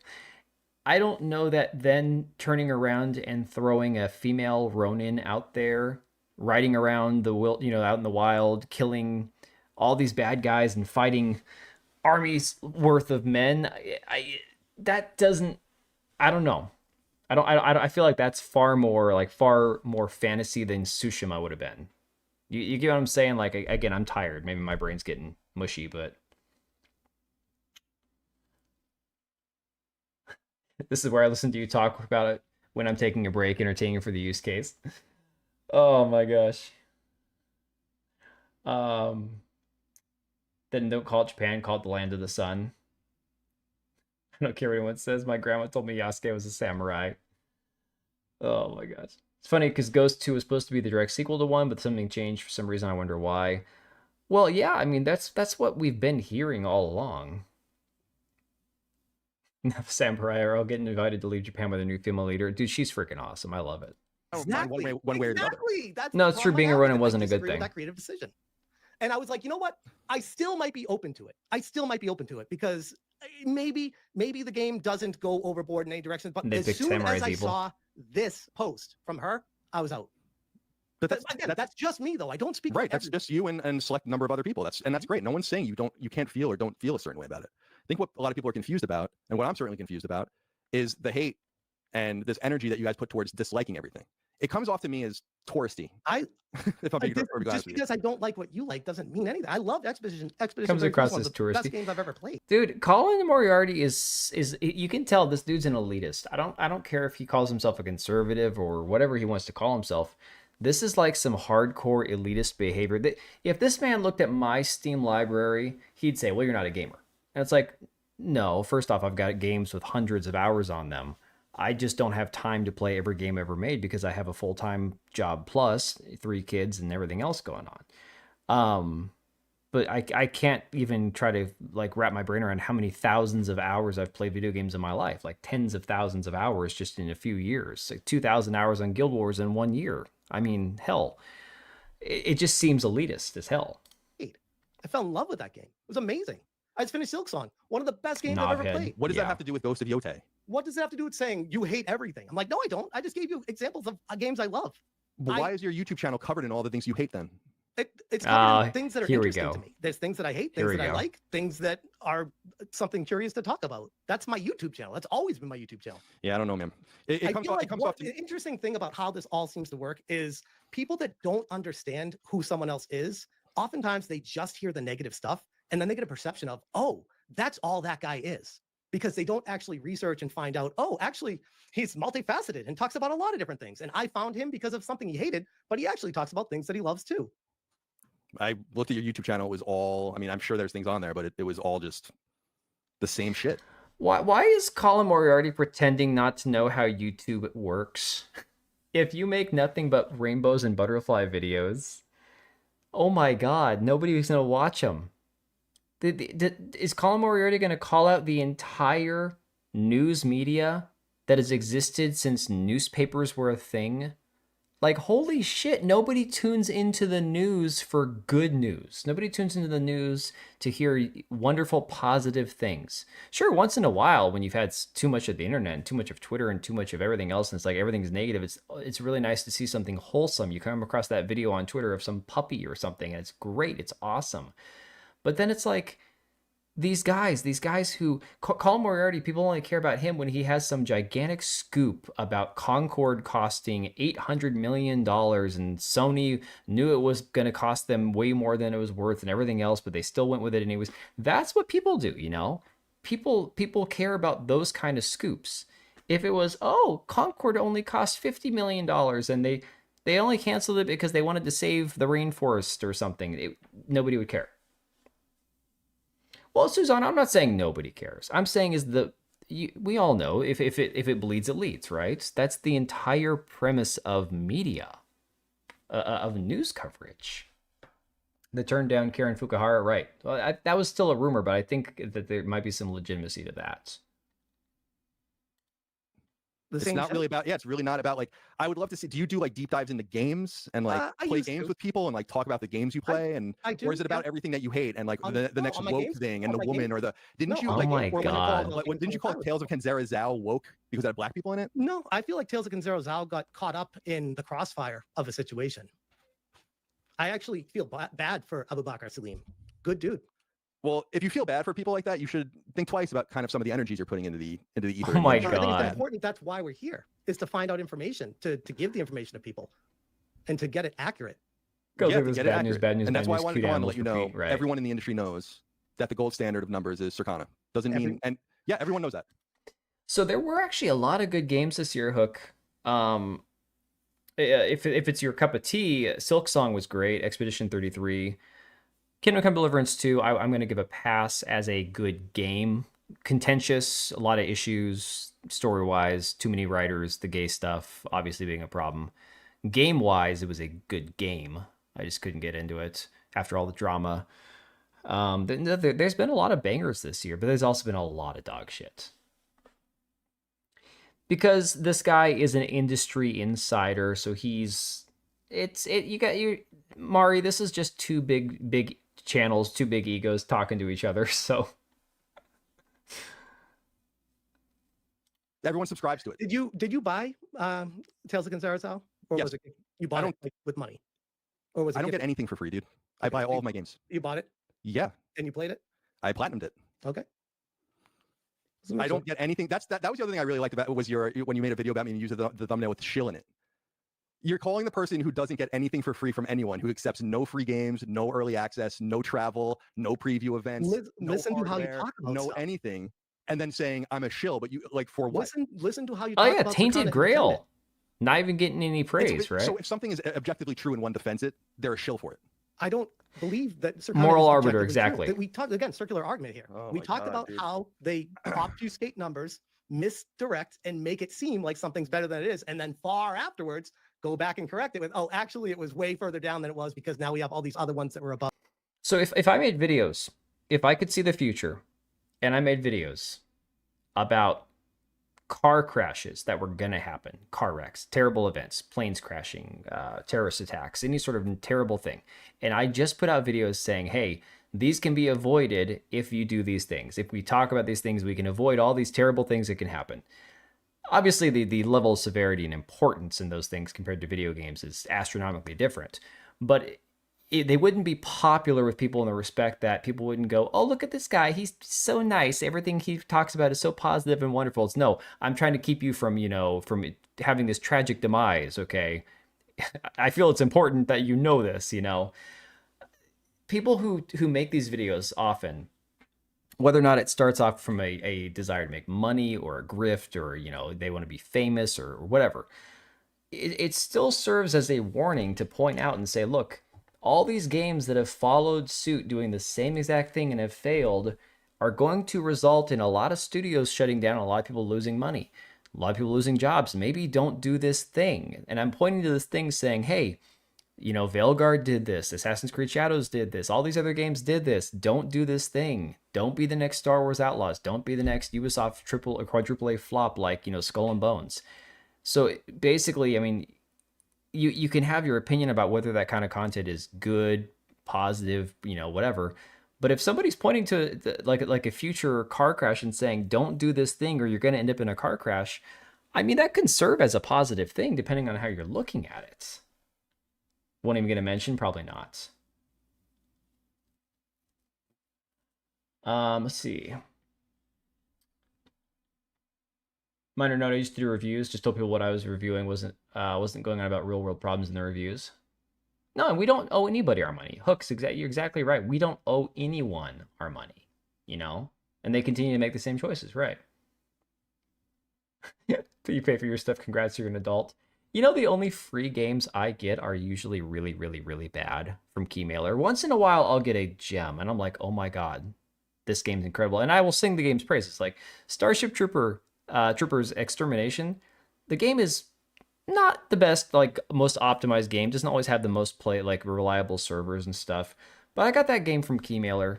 It's an indie game, and it's a fantastic game. I would pay full price for that game if I didn't already have a copy. When my kid's a little bit older, I'm going to buy him a copy of that game. It's really good. But I've gotten a lot of really, really, really awful free games. I haven't gotten much in the way of quality free stuff. Everything else I have to pay for out of my own pocket. Love it. Again, I'm going to say that would only be a point if they were dishonest with the data at the time, but they were letting everyone know they only had X data. So this is the data that we're presenting. You're arguing. You're literally arguing against actual data being dragged from the 18th best-selling game. I don't see any asterisks here. I don't see you telling people that. You just, by your own definition, this is misinformation. So you want me to have an asterisk in it, and it says, Ghost of Yotei is the 18th best-selling game in the U.S. When not counting Nintendo digital games, expansions, DLC, microtransactions, and non-major PC storefront. That's the asterisk we have to put in there. If you just look at the data, it's all that anyway. That's what to my point. That's why I can't trust Circana, because there's too many things that go into it to use that as the gold standard. 1.7 update my news. I don't know, dude. I don't know what you want me to tell you. It's like you don't want to hear what I'm saying. It's just. It is what it is. You can believe it or not. What I was trying to say earlier to you when you interrupted me, which is fine because I think we have a little bit of a latent connection. I'm not offended by it. Was that part of the fun of getting the Circana numbers or the MPD numbers back in the day was trying to plug in the things you did know to try to figure out what you could figure out from the charts. And we already did that. We have numbers for Sonic Racing. We have numbers for Metal Gear Solid. We have numbers for other things, Silent Hill. You can put the numbers in there and figure it out. It's just it doesn't. It just seems like you want to disbelieve. And I'm just telling you, not everything is a conspiracy. Not everyone's out to get you. There's literally nothing. There's nothing in it for them to misrepresent the data, because if the data is wrong, then they don't have jobs anymore. If the data is wrong, no one will trust them. Don't you understand that? If they're lying about the data and that is found out, that is have analysts. Okay, I'm just thinking completely off the top of my head, Wall Street, stocks, investors, data analyst firms, and all kind of stuff. Have there never been times where they've gotten numbers wrong, cooked the books a little bit, inflated things to make things look better for shareholders? Is this never a thing that's happened? Why does Moriarty, why is he so desperate to believe that these guys are completely 100% on the up and up? Now, if we don't have proof that they're not telling the truth or that the numbers are wrong, that's the one thing. But he's fully committed to the idea that Circana's numbers can't be wrong. That's the crazy part. Such a major controversy in the games industry and would be a huge problem, would swallow that company up. But the exact opposite is true, that they have to be incredibly accurate to have a business that's You going can't for get so into a long. lot of trouble. Sure. But it happens. It's the beginning and the end of it. You cannot trust it and not believe it, but it's true. So spreading, FUD about it is kind of lame, because there's so many other things to attack. It's the same thing with the wokeness argument about, oh, this is woke and that's woke. It's like you're missing the forest for the trees, like to attack and like really rally around certain things that make more sense than everything. Everything can't be a problem. Let me ask you this, and I guess because we're kind of been going for a little bit here. This is kind of towards the end of my questions I had for it, and again, thank you for this conversation. I think it's been very beneficial for everyone. I just saw this before the stream started. This is from I've never seen a skinny guy sweat that much. Blue Sky. This is the man we're supposed to trust with facts.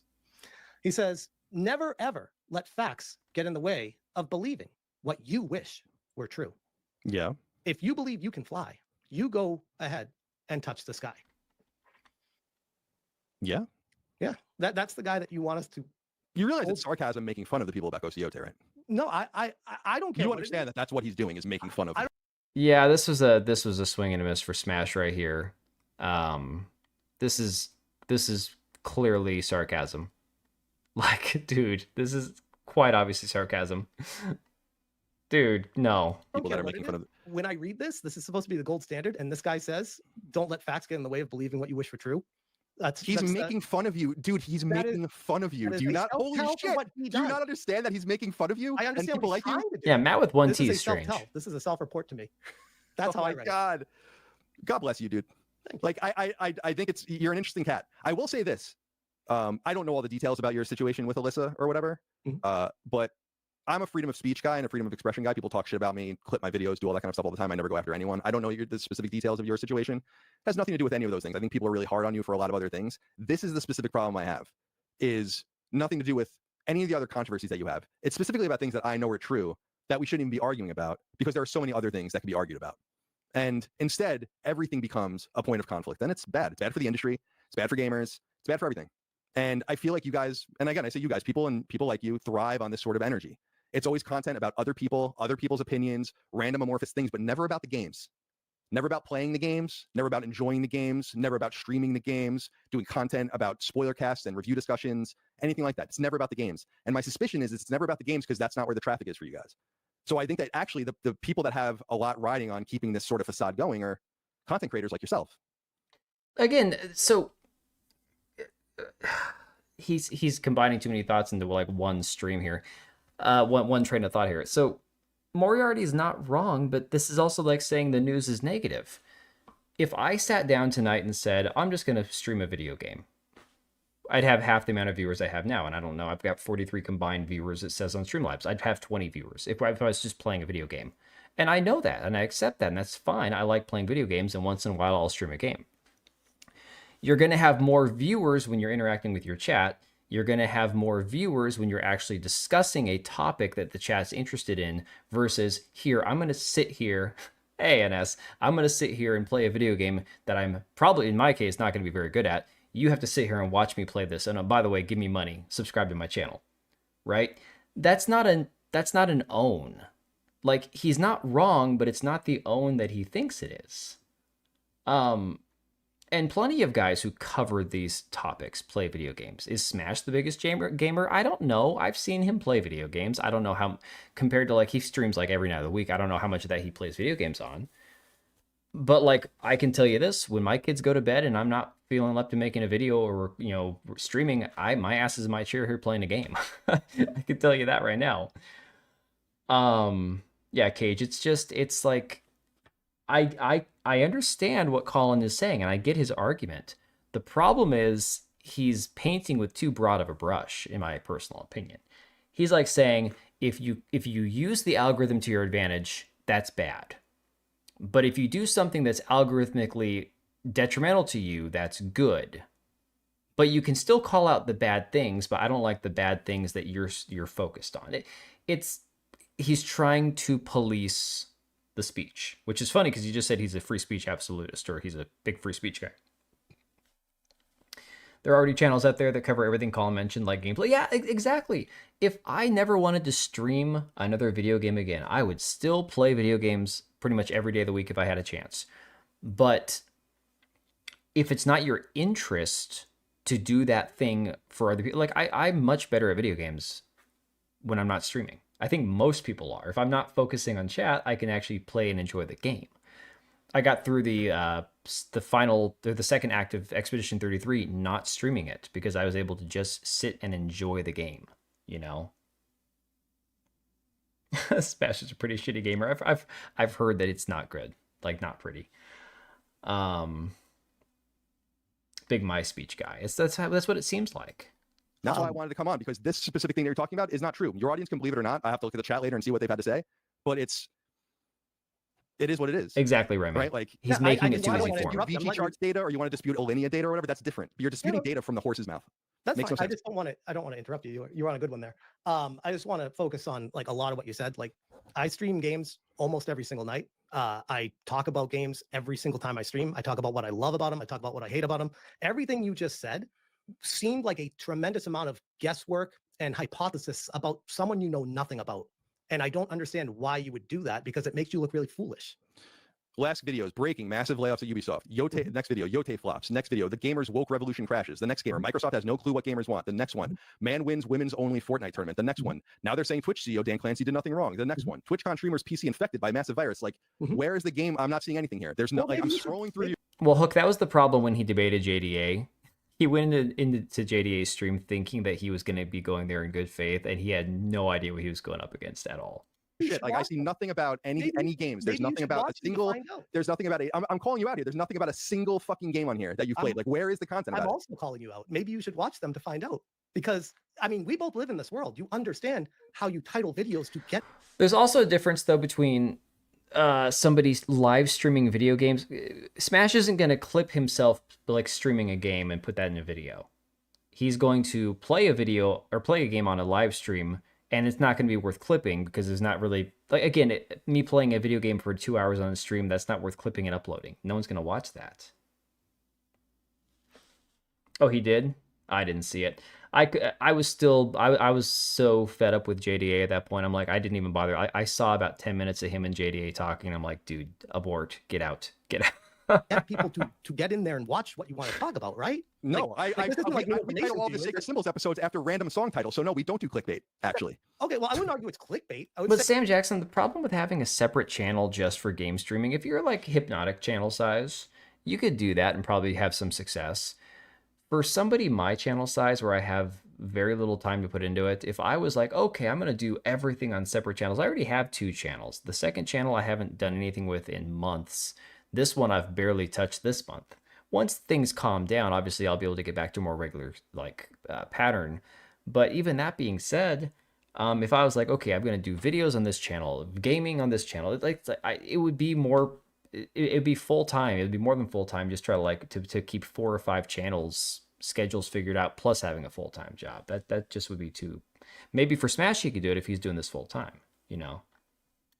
Say it's a way to get people interested in a topic that you're going to be talking about. It's applicable. It's not lying about what the topic is, but it's probably the most interesting part of the story in the video that I want to highlight. But I talk about many things in the video. That's a good point, What Susanna. I think is true is that you wouldn't be able to do what you do if you actually talked about the games. Again, where are you getting that from? Looking at all of your videos. Okay, like all the titles. kind of feel that mad at him. So I want to understand, is within the confines of the video titled Asmongold Gold Destroys Sony Pony Fanboy, is there like a deep analysis of Chronos the New Dawn in there that I'm missing? How about, is there behind the video the title Lunar Gate Returns, the extreme right? Is there some sort of real deep dive into like what Xbox's strategy is? Probably not in that video, but you have to understand, I publish 4 to 6 videos a day. So sometimes you'll find. Not to mention, plenty of channels do commentary. That'd be like saying, okay, Asmongold will stream for 10 hours a day, and then he'll play a game for 2 or 3 hours. Is that saying that because he talks about things that aren't game related, that discredits the fact that he is a very knowledgeable gamer? I'm so confused. Man, Mari, that's a lot of work separating out that many channels. I commend you, but I couldn't do it. Find a video that I post that does apply to what you're interested in. That's the beauty of all this. I'm like a month back now, and I don't see anything on here about any games. I'm not going at you for what you talk about. It's very strange that because I talk about video games. I don't talk about other people. I do too. I do too. I'm just making the smart decision of not talking about it because I don't know enough about what you talk about to even go down that road. You're doing that with me, and you're making a fool of yourself right now. No, I'm not. I'm reading the titles of your own absolutely videos. are. You absolutely are, because people that watch me know that you're making a fool of yourself. If you read the chat, they would be destroying you right now. I'm seeing it. Like Wizards of the Coast joins extremely controversial trans strategy. Within the video, after you click on it, what you'll find is an expose about BioShock. It's just that you're hiding it behind things that really want to click upon. That's probably in the BioShock videos that I cover. See, that would make no sense. That would actually be clickbait, what you just described right there. But anyways, this is kind of circular. Anything else before we wrap it up? No. You're an interesting character, I'll tell you that. Well, I really appreciate you joining. I know this wasn't easy for you. He is just reading the titles, but they're glossing over the fact that he wants Smash JT to talk about just the video game itself. It's like, okay, there are people who talk about video game industry, people who talk about studios, people who talk about lore, people who talk about gameplay, people who give you like walkthroughs. There are so many different like variations of gaming content. So Smash talks about the people in the gaming industry. I'm still wondering what's like, where's the crime in that? You know, this is just language policing is all it is. Easier than you think. But I appreciate your time. Thank you all out there. Good luck with your content. Be well. And I don't know, keep on doing whatever's going on here. We'll see you next time. All right, Colin. Have a good one. Thanks again. Bye. All right, bye. So yeah, it's like straight up language policing. Bad person. Yeah. There's a gap in game reviews for subversive topics. People like Smash sort of cover this niche. Yeah, I mean, look, there's...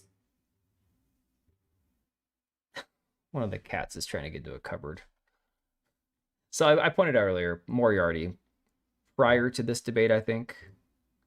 Yeah, he put this out there, or in the case of Ghost Yotei, go woke, go earn far in excess of the entire cost of development and marketing a few days after lunch. Again, quoting things like Jason Schreier saying how, oh yeah, go woke, go to the top of the sales charts. It's like, again, this is all the same shit we've seen before. And this is where people have a hard time understanding that maybe we just don't trust sales data or all these reporting sites, not because they are intentionally being deceitful or because, you know, they're out to get us, but because they're going to try to spin it to give the most charitable representation, because their ass is on the line. Their investors are, you know, either going to be wanting a success. I mean, look at what we've seen with Ubisoft for the past 2 years, the shit that they've been going through, right? Moriarty's complaint is like reading the headlines of an article without reading their actual article itself. And sure, but the thing is, you can pretty much know, like, if you don't want to read stories about mass murder, any headline that says someone was murdered, you're not going to read that. That doesn't mean somebody else isn't fully entitled to read articles about mass murder or even make articles about mass murder.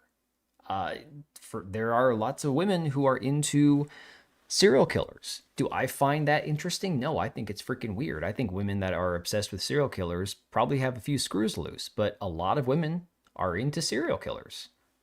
If that's the content they want to consume, why am I going to police that? They can't create new tactics very quickly. The playbook's very old. Yeah. Own the Chud, such a conservative he is. Late a decade and Top Hat Gamer tend to mix it up between the games, the impelling political issues. I mean, that's the thing, though. It's like, here's the thing. I often, when I've tried to make videos in the past, there are some that are just, oh, this person's evil, that person's terrible, this person sucks. But then there are times where I'm like, okay, well, now I want to do a video actually talking about issues with the game, issues with the studio, issues with things that I either enjoy and looking forward to, or things that I'm worried about. And then there are things like pirate software came up, and that was a big thing. Wine moms are okay. Yeah. Oh man.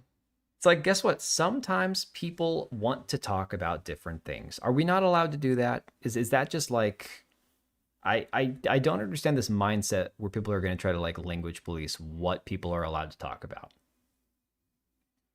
I know you're making a comparison. I know. You got to remember, I'm very tired. Ted speaking, OG Republicans like me are small L classical liberals. These terms have meanings, but they're very muddy. Yeah. It's trying to define conservative, liberal. It's all a mess these days, guys. All right. Wow. How long was this stream anyways? Are we going past 3 hours? Shit, I don't even know. All right, guys, I'm going to get some sleep because at this point now, I have a father-in-law's birthday party I got to go to tomorrow. I got to go to Walmart and get a garden hose beforehand so I can pressure wash on Sunday because my driveway is a mossy mess. And I want to take that pressure washer all around the house and spray everything off. You don't like my tone? Oh no. This is my tired and ready for sleep tone. Nothing more, nothing less. Don't worry. I'm not going to go murder somebody. Oh, disrespecting you. My bad. My bad. All right, guys. I'm going to hit the hay. I need some sleep. I am tired. 3.5 hours? Oof. Damn, man. Oh, no. I'm excited. I had my my younger son came out to the garage last night. We put the pressure washer together, and I was just holding that thing. I'm like, oh, I'm so ready. I'm ready to go. Language police, I'm gonna be arrested. No. We don't arrest anybody here for language. All right, guys. I appreciate you all. Oh no, I'm excited. I'm excited about pressure washing. It's the weirdest thing, but it's like, dude, I've been looking at so much. Like, my lawn is full of moss. I got to get some moss killer and reseed. It's not even my lawn. I got to get the landlord to chip in for that because it's going to be expensive. Oh my God. All right, guys, take it easy.